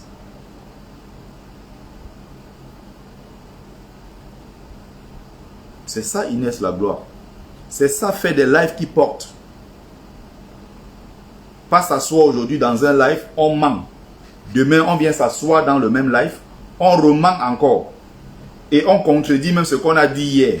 Mais sans toutefois prendre le temps d'expliquer aux Camerounais pourquoi hier j'ai dit X. Pardon. Et aujourd'hui, je reviens sur le même X là de je dis que c'était plutôt Y. Et les gens ne demandent pas des comptes. Hein. Ils ne sont pas habitués à demander des comptes. Tu es venu, tu as mis un lien, tu as dit aux gens comment. Oh, cotiser, on va acheter un bus à Kanto. Tu vas acheter un bus au MRC. C'est pour ça qu'il y a tellement de bêtises dans notre société. Parce qu'on accepte tout et n'importe quoi. Les gens disent qu'ils vont acheter un bus maintenant à Kamto. Ils portent le nom de Kamto, ils disent qu'ils vont acheter le bus du MRC. Des mois après, ils ont récolté des semaines, des semaines, des semaines. Ils ont déjà récolté peut-être d'un côté 7500 €, sur un autre compte, tout ça. L'argent part comme ça. On te dit que quelqu'un est là, il combat. Depuis 4 ans, vous avez des combattants qui sont là. Ils n'ont jamais travaillé. Parce que s'ils travaillent, on va voir qu'ils travaillent. Puisqu'ils sont connus, tu fais des vidéos, les gens te voient. Mais on apprend que les gars sont en chantier au pays. Ça ne dit rien à personne. Dès que tu soulèves ce sujet, c'est que tu es jaloux, tu es aigri. Parce qu'on n'a pas appris à demander des comptes à ceux qui gèrent l'argent public. Et c'est ce même comportement qui se reproduit même dans les affaires de Litchi. Tu cotises seulement. Mais non. Le peuple camerounais doit apprendre à demander des comptes aux gens qui gèrent l'argent public. Si les lions indomptables échouent, j'ai le droit en tant que Camerounais de demander où est parti mon argent. Parce que les lions sont payés avec l'argent du contribuable camerounais. Tu demandes des comptes comme ça va à l'encontre de la FECAFOOT, c'est que tu es jaloux de tout. Quand tu demandes dans le combat où est l'argent du bus du MRC, comme Max Calibri, Boris Bertol était derrière, ça devient que non, on est jaloux d'eux. Sur eux tous, je ne vois pas ce que j'ai envié à aucun d'entre eux. Sur aucun plan. Aucun. Qu'est-ce que moi j'ai envie à ceux-là? On dit que tu es jaloux. Donc quelqu'un vient vous dire on récolte des fonds pour le bus de Kamto. Jusqu'à aujourd'hui, on n'a jamais vu là où l'argent est parti. L'affaire du bus de Kamto. L'argent est où?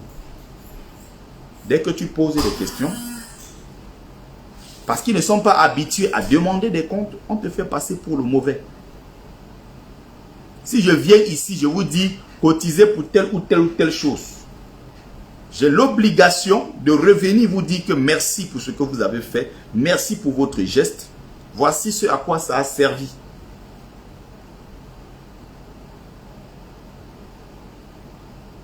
Il faut que les gens s'habituent à ça. Il faut que les gens soient exigeants. Si tu n'es pas exigeant envers toi-même, les gens vont toujours te vendre moins cher. Parce que tu te vends toi-même moins cher. Si tu ne prends pas en compte certaines choses, là je suis dans le live, mais en même temps je suis en quelque sorte dans le développement personnel.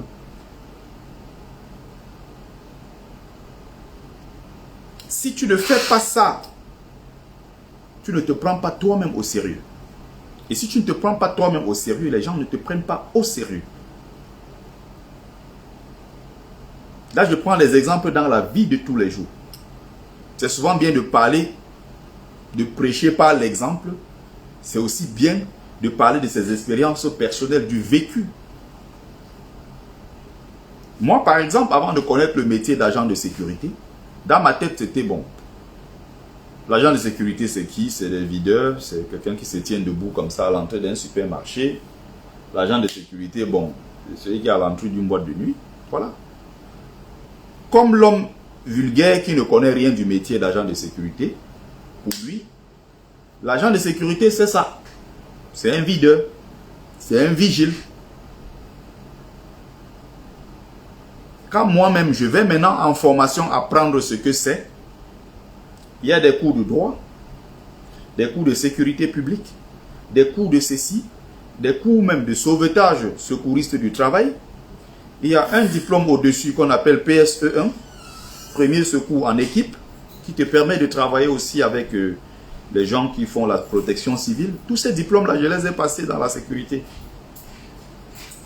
Je connais plusieurs textes de loi parce que j'ai passé ces diplômes-là. Moi, dans ma tête, au départ, c'était, voilà. J'ai appris tout ça. Et même que pour avoir l'autorisation d'aller en formation, autorisation, tous tes dossiers sont vérifiés par le CNAPS, qui est une organisation ici des policiers, pour savoir si tu n'as pas des antécédents avec la justice. Si tu as des antécédents avec la justice, tu n'auras jamais une carte professionnelle qui te permet de travailler dans le domaine de sécurité, c'est-à-dire la protection des personnes et des biens. Tu es un danger pour ces gens. On ne t'acceptera pas. C'est sélectif. Vous allez voir le nombre de personnes aujourd'hui qui se battent pour avoir une carte pro pour travailler dans la sécurité. On refuse. Ce qu'avant on avait dit que c'est pour les Noirs et les Arabes, allez vous battre dans la sécurité. Même les Blancs maintenant sont en train de revenir dedans. Ils ont vu pendant la période Covid, ça ne chômait pas. Il y avait partout, les gens des agents de sécurité travaillaient encore même plus que jamais. J'ai bossé le moment là comme un malade. L'argent entrait, Mami Wata, les heures supplémentaires que je prenais, Mami Wata, l'argent entrait. Et c'est un travail, tu n'es pas, c'est pas salissant. Ce n'est pas des trucs qui vont te casser la tête, porte le carton s'il va mettre là-bas. Moi, je suis assis là, je suis en train de faire le live. Le compteur est en train de tourner. Le matin, moi, j'ai pris les 150 €. Je me casse la tête. Tu vas voir quelqu'un qui part faire un autre métier, qui est un métier, je ne sais pas quoi, qui va vouloir se moquer de l'agent de sécurité. Mais moi-même, de l'extérieur hier, quand je n'étais pas encore dans le métier, je voyais ça comme tout le monde voit. Aujourd'hui, pour avoir une carte professionnelle, avoir l'autorisation de travailler dans la sécurité en France, pour avoir une carte, il faut avoir résidé au moins ces 5 ans sur le territoire de façon régulière, d'après les nouveaux textes. Maintenant, les postes que nous on prenait avant facilement, les Noirs et les Arabes, là, ils ont maintenant fait des écoles professionnelles où beaucoup d'enfants sont orientés dans le métier de sécurité. Quand ils sortent des lycées, par exemple comme les enfants que nous recevons qui viennent faire des stages chez nous, c'est des petits blancs là. Dès qu'ils sortent, ils viennent prendre que les postes de chef. Hein. Ils viennent pour s'asseoir pour diriger. Ils sont nombreux comme ça qui sortent des centres là. Ou les gens qui font la queue aujourd'hui comme ça pour espérer avoir une carte.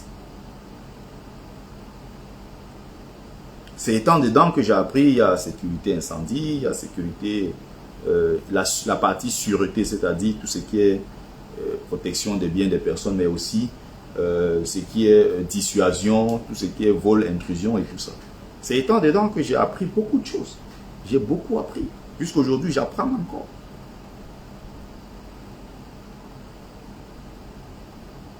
Bon, maintenant, quand je parlais de cette confiance en soi, et de savoir soi-même se vendre cher.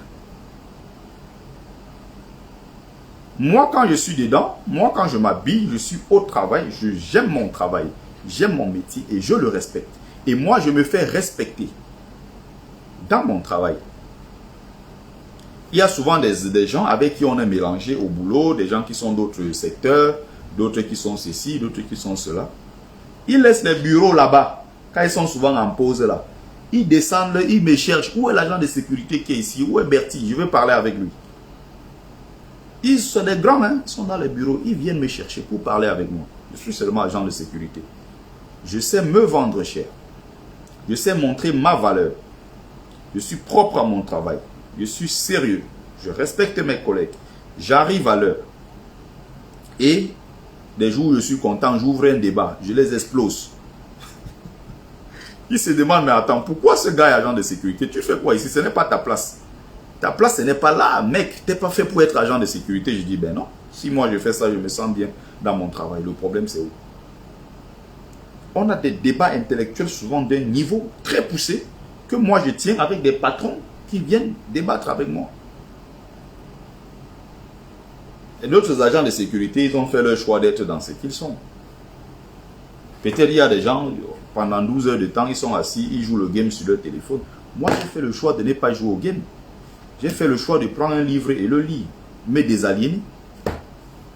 Pourquoi si demain, pour telle thématique, on a besoin de quelqu'un qui comprend un peu les fondamentaux de tel ou tel domaine, on vient me poser la question. Toi qui es à côté, qui prends ton téléphone pour jouer au game, tu devrais être jaloux pour dire que vous venez lui poser des questions. Parce que j'ai toujours des collègues de service qui font pareil. Quand on dit non, on attend d'abord que Bertie arrive parce qu'il y a tel débat là, on a besoin de son avis. Il est qui pour que vous demandez son avis? Vous pouvez aller cliquer sur Google et chercher. Bon, ce que va donc chercher sur Google. Il y a toujours des gens comme ça autour de toi-même au boulot, jaloux.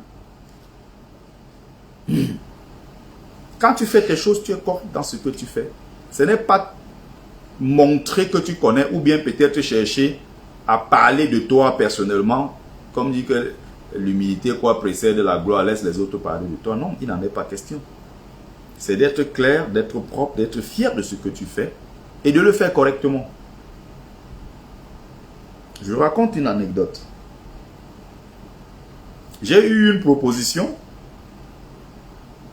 pour avoir un autre poste où je devais même quitter le domaine de sécurité pour aller là-bas. J'ai dit, bah, c'est vraiment gentil et tout, mais pour l'instant, je ne veux pas, je me sens bien là où je suis. Par l'un des directeurs, le grand boss, qui me voit, tout le temps, il s'est rendu compte que quand il passe dans le bureau, quand je suis de service, il y a un petit bureau à côté. Je suis toujours assis, j'ai des textes devant moi, j'ai des bouquins, j'ai des trucs à côté de moi. Je suis en train de travailler. Je ne peux pas me permettre de regarder, rester comme ça 12 heures. De 19 h à 7 h, tu es assis à raconter des trucs. Le tatouage a fait ci, le piercing a fait ça, Caris a fait ci, il a bagarré avec Bouba. Oh, et tout, Antok Ball, Franck Lampard, Ambek Ball. Messi a fait ci, bla bla bla bla, pas sauter du coq à l'âne. On peut parler de ça 1 heure de temps, 2 heures de temps, ou peut-être. Mais j'ai un temps où j'ai besoin de me concentrer pour faire quelque chose qui va être profitable, qui va être bénéfique pour le futur. Quelque chose d'important. Il y a toujours ce qu'on appelle la procrastination. Pendant que tu veux te consacrer aux choses importantes qui peuvent avoir une portée demain, des choses utiles, il y a toujours cette partie du cerveau qui te tire vers le bas. Il y a ce côté reptilien là, ce côté là qui veut te tirer vers le bas pour te dire non, bois d'abord une bière, non, laisse d'abord ça, prends d'abord un café, parle de l'ambinda. En fait, il y a toujours ce côté là qui veut t'attirer vers la bêtise. Il faut donc lutter, il faut résister, il faut dominer cela. Au lieu de t'asseoir pour jouer le game sur ton téléphone, tu rigoles, tu ris au game sur ton téléphone, pendant 12 heures de temps tu rigoles, non. Tu peux faire autre chose. De temps en temps, tu peux jouer ton game, 30 minutes, 1 heure, tu passes à autre chose. Tu peux parler de l'ambinda, tu parles de tout et de rien. Comme moi-même, je parle de l'ambinda, on parle de combat, on parle de 1001 choses. Mais j'ai besoin des moments où je me concentre pour faire quelque chose d'important. Si je n'avais pas cultivé cet esprit-là, si je ne m'étais pas imposé moi-même cette discipline, dans ma vie de tous les jours, je n'aurais pas produit ce livre après 3 ans de boulot. Il va donc se rendre compte, 1, 2 fois, 3 fois. Un jour, il vient, il me dit, regarde, il me dit, monsieur, qu'est-ce que vous faites? Il dit, je suis en train d'écrire. Il me dit, mais vous écrivez quoi en fait? Je ne comprends pas. Qu'est-ce que vous faites là tout le temps? Il dit, non, je m'occupe, puisqu'on a beaucoup d'heures qu'on passe au boulot, je ne peux pas... Je m'occupe. Il vient, il fait ça. Tu connais, les blancs, ils sont très, très, très curieux. Il vient, il regarde mes feuilles, mes brouillons que j'ai souvent. Il regarde, il regarde, il regarde. Il dit, mais c'est quoi ça en fait? Je lui dis, non, j'essaye d'écrire. Souvent, je suis inspiré. J'ai des petits textes qui me viennent comme ça. Je les couche sur du papier et tout. Il me dit, mais vous êtes sérieux? Je dis, oui. Salut mon grand Cyril Kemeni. Disons que quelque part, il est habitué à avoir des agents de sécurité qui parfois, honnêtement, il y a des agents de sécurité, tu lui demandes, c'est quoi même le simple truc SIAP? Il va tâtonner. Il y en a, tu lui poses une question sur son truc, il tâtonne, il ne sait pas grand-chose. Peut-être parce que c'est aussi un métier où ça endort vraiment. Parce que tu n'es pas dans la pratique de tous les jours.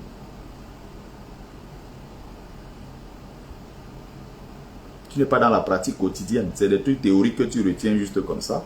Mais tu n'es pas dans la pratique. Tu es dans les... Tu as des réflexes. Tu n'as pas des automatismes. Et un jour, il me dit, mais... Ce jour-là, il me dit, mais attends. Je dis, ah ben tiens, ça tombe bien.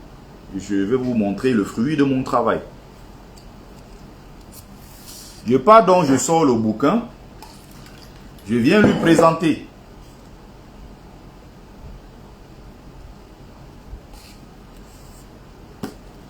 Il dit, chef, voici le fruit de mon travail. Je vous le présente et tout. Il fait ça, il me regarde. Il prend. Il regarde d'abord la tête. Il me regarde. Il regarde la photo. Il me regarde. Il dit, mais c'est vous ici? Je dis, oui, c'est moi. Il prend derrière ici, là où il y a ma petite biographie là. Il regarde, il me regarde encore, il regarde, il dit, mais c'est bien vous? Je dis, oui, c'est bien moi. Il dit, mais vous avez pu écrire un livre, vous êtes agent de sécurité, vous? Il dit, oui. Vous avez quel niveau d'études? comment ça s'est fait que, voilà. En fait, lui, il n'en revient pas. Il me pose des questions. Je lui réponds, il voit que je suis à l'aise sur le sujet. Il me dit, mais c'est quoi? Je peux voir, ça parle de quoi? Il prend la couverture, il regarde, il lit la 4e de couverture. Il rentre dedans, il regarde la table de matière, il regarde. Il me dit, ah bah ça c'est bien. Il part. Il ne dit rien, il part. Un jour, je reste au lieu de service. On dit que le grand chef t'appelle. Ah, je panique encore que j'ai fait quoi? J'ai encore fait quoi? Les gens me veulent même quoi ici dehors? Moi, je suis dans mon coin tranquille. Les gens me veulent quoi? On dit que le grand chef veut te parler. Je dis que, ah, quel grand chef? Je décroche, je dis oui, bonjour. Monsieur Sikadia, c'est bien vous? Ok. J'envoie quelqu'un venir acheter votre livre. Je dis ok, avec plaisir. La personne vient me donne l'argent, je dédicace le livre et tout, j'envoie pour le chef. Je parle des grands. Hein.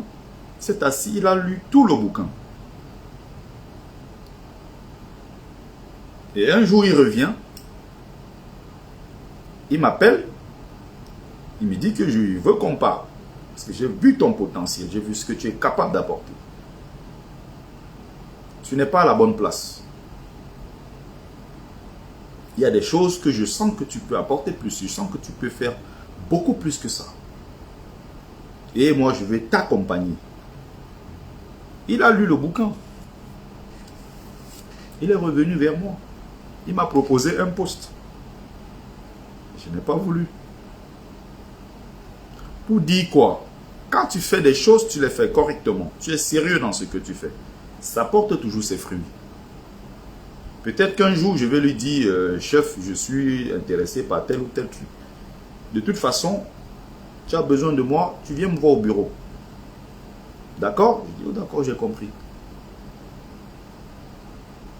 Il faut créer les causes. Ce que j'ai fait là, ce que j'ai commis, c'est ça, j'ai créé une cause, j'ai déposé. Maintenant, les dynamiques de l'univers font leur travail. Un jour, vous ne savez pas là où ce livre peut m'amener. Ça peut m'amener très loin. Très. C'est parce que j'aurais fait le sacrifice qu'il faut. Pourquoi si je vais dire que c'est mon mérite, ça devient que il va aussi montrer qu'il a écrit le livre. Ce sont tes frustrations à toi. Garde-les pour toi, j'en ai rien à foutre. Il attend qu'on écrit les livres. Il va aussi montrer qu'il a écrit le livre. Tu es Victor Hugo, tu es Aimé Césaire. Qui t'a dit que pour écrire un livre, il faut être Victor Hugo, il faut être Aimé Césaire? Non. Justement, les gens sont bloqués. Les gens sont coincés. Ils sont fermés. Aujourd'hui, le monde du livre est tellement ouvert que tu peux écrire toi-même ton propre livre. Tu te mets là, tu crées ton truc, tu tapes sur ton ordinateur, tu fais ta mise en page, tu commences à taper, tu écris toi-même ton propre livre. Tu tapes, tu finis, tu fais tes corrections, tu fais relire par des experts du domaine, tu fais des suggestions, tu fais ton propre bouquin, tu fais ta couverture. Il y a des sites en ligne où tu fais avec 5 €, on te fait une couverture. Tu peux faire toi-même ta propre couverture si tu es bon en infographie. Tu tapes, tu fais ton truc, le moment venu. Tu fais ça. Tu fais une demande officielle, ça te coûte quoi, à peine de 30 €. Ils appellent ça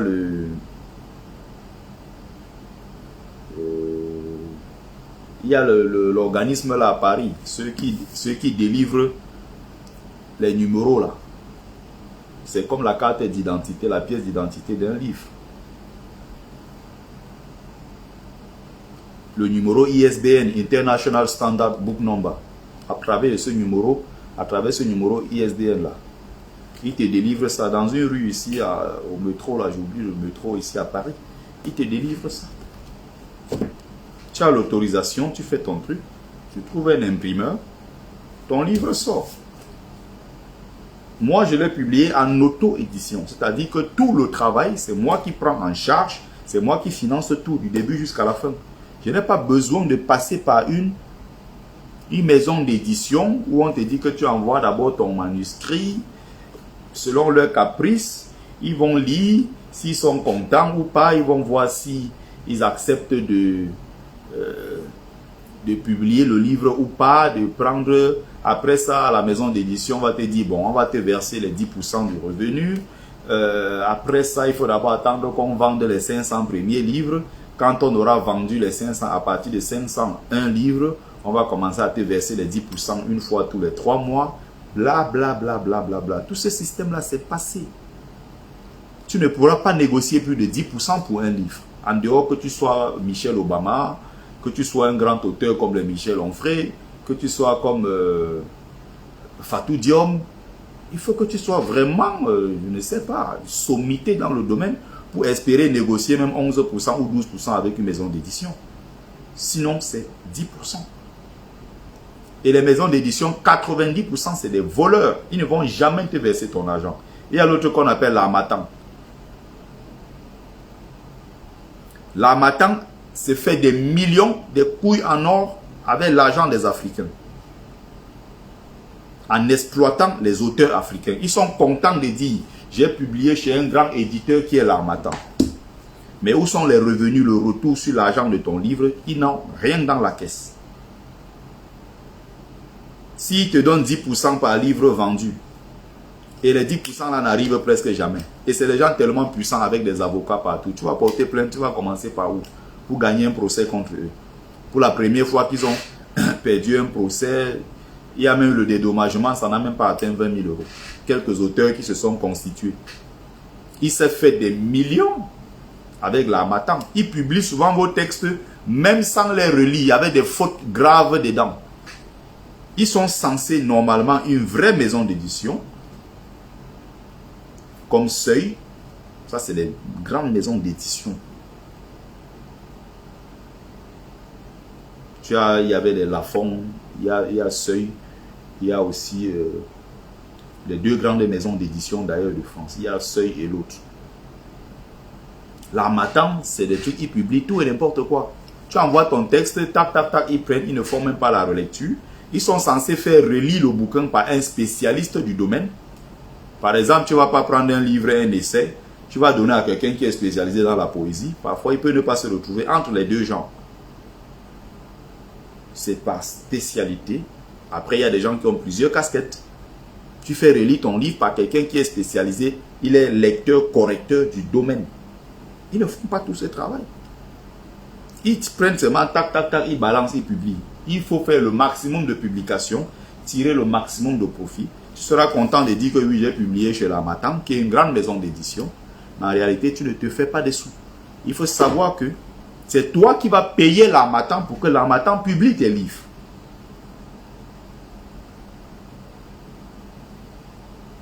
Or, une maison d'édition digne de ce nom, normal, comme le Folio, par exemple, Seuil, toutes ces vraies maisons d'édition, ce n'est pas toi qui payes pour que ton livre soit publié. Tu envoies ton manuscrit, ils étudient ton texte, ils le valident. Quand ils valident le manuscrit, tu es payé, ce sont eux qui te payent, toi l'auteur. Parce qu'ils te payent, ils prennent ton œuvre, ils vont publier parce qu'ils vont gagner sur ton œuvre. Ce sont eux qui doivent te payer. Mais l'harmattan, qui sont des commerçants, des bandits, font le contraire. C'est toi qui payes pour te faire publier. Un vrai auteur ne paye pas pour se faire publier. Aucun auteur digne de ce nom ne paye une maison pour se faire publier. C'est ce que beaucoup de gens oublient dans le monde du livre. Il y a aujourd'hui des auto-éditions comme moi. Il y a le nom d'aucune maison d'édition ici. Et je vais écrire plusieurs autres livres. Je suis toujours en train de travailler sur d'autres bouquins. Je n'ai pas besoin de passer par je ne sais. Bon, maintenant, il y a eu des propositions des maisons d'édition qui ont pris mon bouquin, qui ont lu, ça les intéresse. Ils veulent faire maintenant ce qu'on appelle une réédition. C'est-à-dire, ils vont prendre, ils vont refaire le texte, quelques modifications. Ils vont maintenant mettre le nom de leur maison d'édition dessus. Et moi, je vais négocier maintenant mon cachet qu'on doit me verser, mes droits. Parce que mon œuvre est déclarée à la, comment on appelle, à la Bibliothèque nationale de France. C'est reconnu. J'ai le papier, j'ai tous les trucs à la maison. Il y a des gens donc maintenant qui sont dans le truc, ils vous embrouillent et tout. J'ai publié chez l'Harmattan, qui demain il n'a pas 1 euro en poche. Voilà, il y a Gallimard, voilà. Il y a Seuil, il y a Gallimard, c'est des vraies maisons. Vous avez vu par exemple l'œuvre de Djali Amadou Amal. Elle avait publié avant chez Proximité. C'est une petite maison d'édition, toute petite maison d'édition au Cameroun, d'un monsieur au nom de François Nkemé, qui se bat et tout, la fait et tout. Elle a publié là-bas. Le titre c'était Mounial. Les larmes de la patience. Mounial. Le livre tombe comme ça sur une dame qui s'appelle Emmanuel Colas. Emmanuel Colas ici, c'est une grande maison d'édition, une maison d'édition pas vraiment plus grande comme Gallimard, Seuil et autres, mais qui s'est fait connaître ces dernières années. Elle dit, tiens, dans ce livre, il y a quelque chose à exploiter. Elle a senti le filon. Elle a flairé le truc. Et elle dit donc, je veux ce livre. Elle prend donc le bouquin, elle fait une réédition, et au lieu de Mounial, les larmes de la patience, elle va maintenant faire, il y aura une entente cordiale, un échange. Et ils vont faire des suggestions à l'auteur. Au lieu de mettre ça, mets plutôt ceci. Au lieu de mettre ceci, retire ça. Ça, tu as parlé en français camerounais. Celui qui à l'international va lire ne va rien comprendre. Il faut mettre plutôt telle expression parce que celui qui va lire le livre à l'échelle internationale va comprendre ce que ça veut dire. Or, quand elle a publié Djali Amadou Amal, c'était une œuvre camerounaise. Elle publiait pour dénoncer ce qui se passe dans son aire géographique. Emmanuel Colas va donc récupérer le bouquin et faire de ça maintenant un livre international.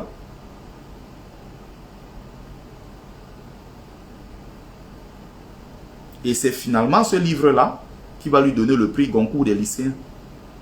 Elle va même batailler pour le prix, le grand prix littéraire. Finalement, elle ne l'obtiendra pas, on va donner à quelqu'un. Mais elle aura quand même le prix Goncourt des lycéens. C'est ça le travail d'un éditeur. Emmanuel Colas va donc faire exploser Amadou Amal, qui fait des conférences aujourd'hui partout dans le monde entier. Et dont son livre est traduit au moins dans une vingtaine de langues. C'est traduit même en Wolof. C'est traduit en russe. Comme l'œuvre de Amadou Camara Lai, qui est venu en tant qu'étudiant, qui a connu des galères et autres. Il a galéré, il a souffert et tout. Il a écrit un livre pour raconter ce qu'il a vécu en France. Il est venu d'un village en Guinée-Conakry qu'on appelle Kouroussa. Il publie d'abord son truc, il veut publier son livre, mais il a déjà fait le travail final, il a déposé dans la maison d'édition. Mais le titre à la base, c'est L'enfant de Kouroussa. L'enfant de Kouroussa, ça te réduit à un espace très réduit, un espace très local. Kouroussa, c'est où dans le monde entier, c'est perdu. Qui connaît Kouroussa? C'est le génie maintenant de l'auteur, de l'éditeur, qui voit en ça un texte puissant, qui peut aller très loin. Et il va le propulser en faisant des trucs, en disant non, ce n'est pas l'enfant de Kouroussa. Ce que tu vis là, il n'y a pas que toi qui vis ça, mais c'est beaucoup d'enfants noirs qui arrivent en France qui vivent cela. Donc il ne faut pas parler pour ton simple village, mais il faut parler pour tout le monde. C'est comme ça que Camara Lai va partir de l'enfant de Kouroussa pour l'enfant noir. C'est le texte qui va faire le tour du monde, avec des prix qu'il va gagner et tout. C'est ce qui a été fait avec Djali Amadou Amal. Parce qu'elle, elle a créé la cause. C'était publié au départ chez François Nkemé, dans son édition Proximité. Comme moi, j'ai commencé petit comme ça. Les gens ont dit, oh, il a les assiettes. Oh, il vend les livres. Vous ne savez pas là où ce livre peut m'amener. Si je vous dis le nombre de personnalités de très haut niveau qui ont lu le bouquin, qui m'appellent pour me féliciter, vous ne pouvez pas vous rendre compte. Ce que vous avez envie de faire, faites-le bien. Avancez dans ce que vous avez à faire. Les petits jaloux, les haineux, les frustrés, laissez-les là où ils sont. Il faut les laisser là où ils sont. Donc, merci à vous qui avez pris le temps de regarder le live. Pour ceux qui sont intéressés par le bouquin, contactez-moi tout simplement inbox. Merci à vous. Merci à ceux qui ont fait un tour de partage.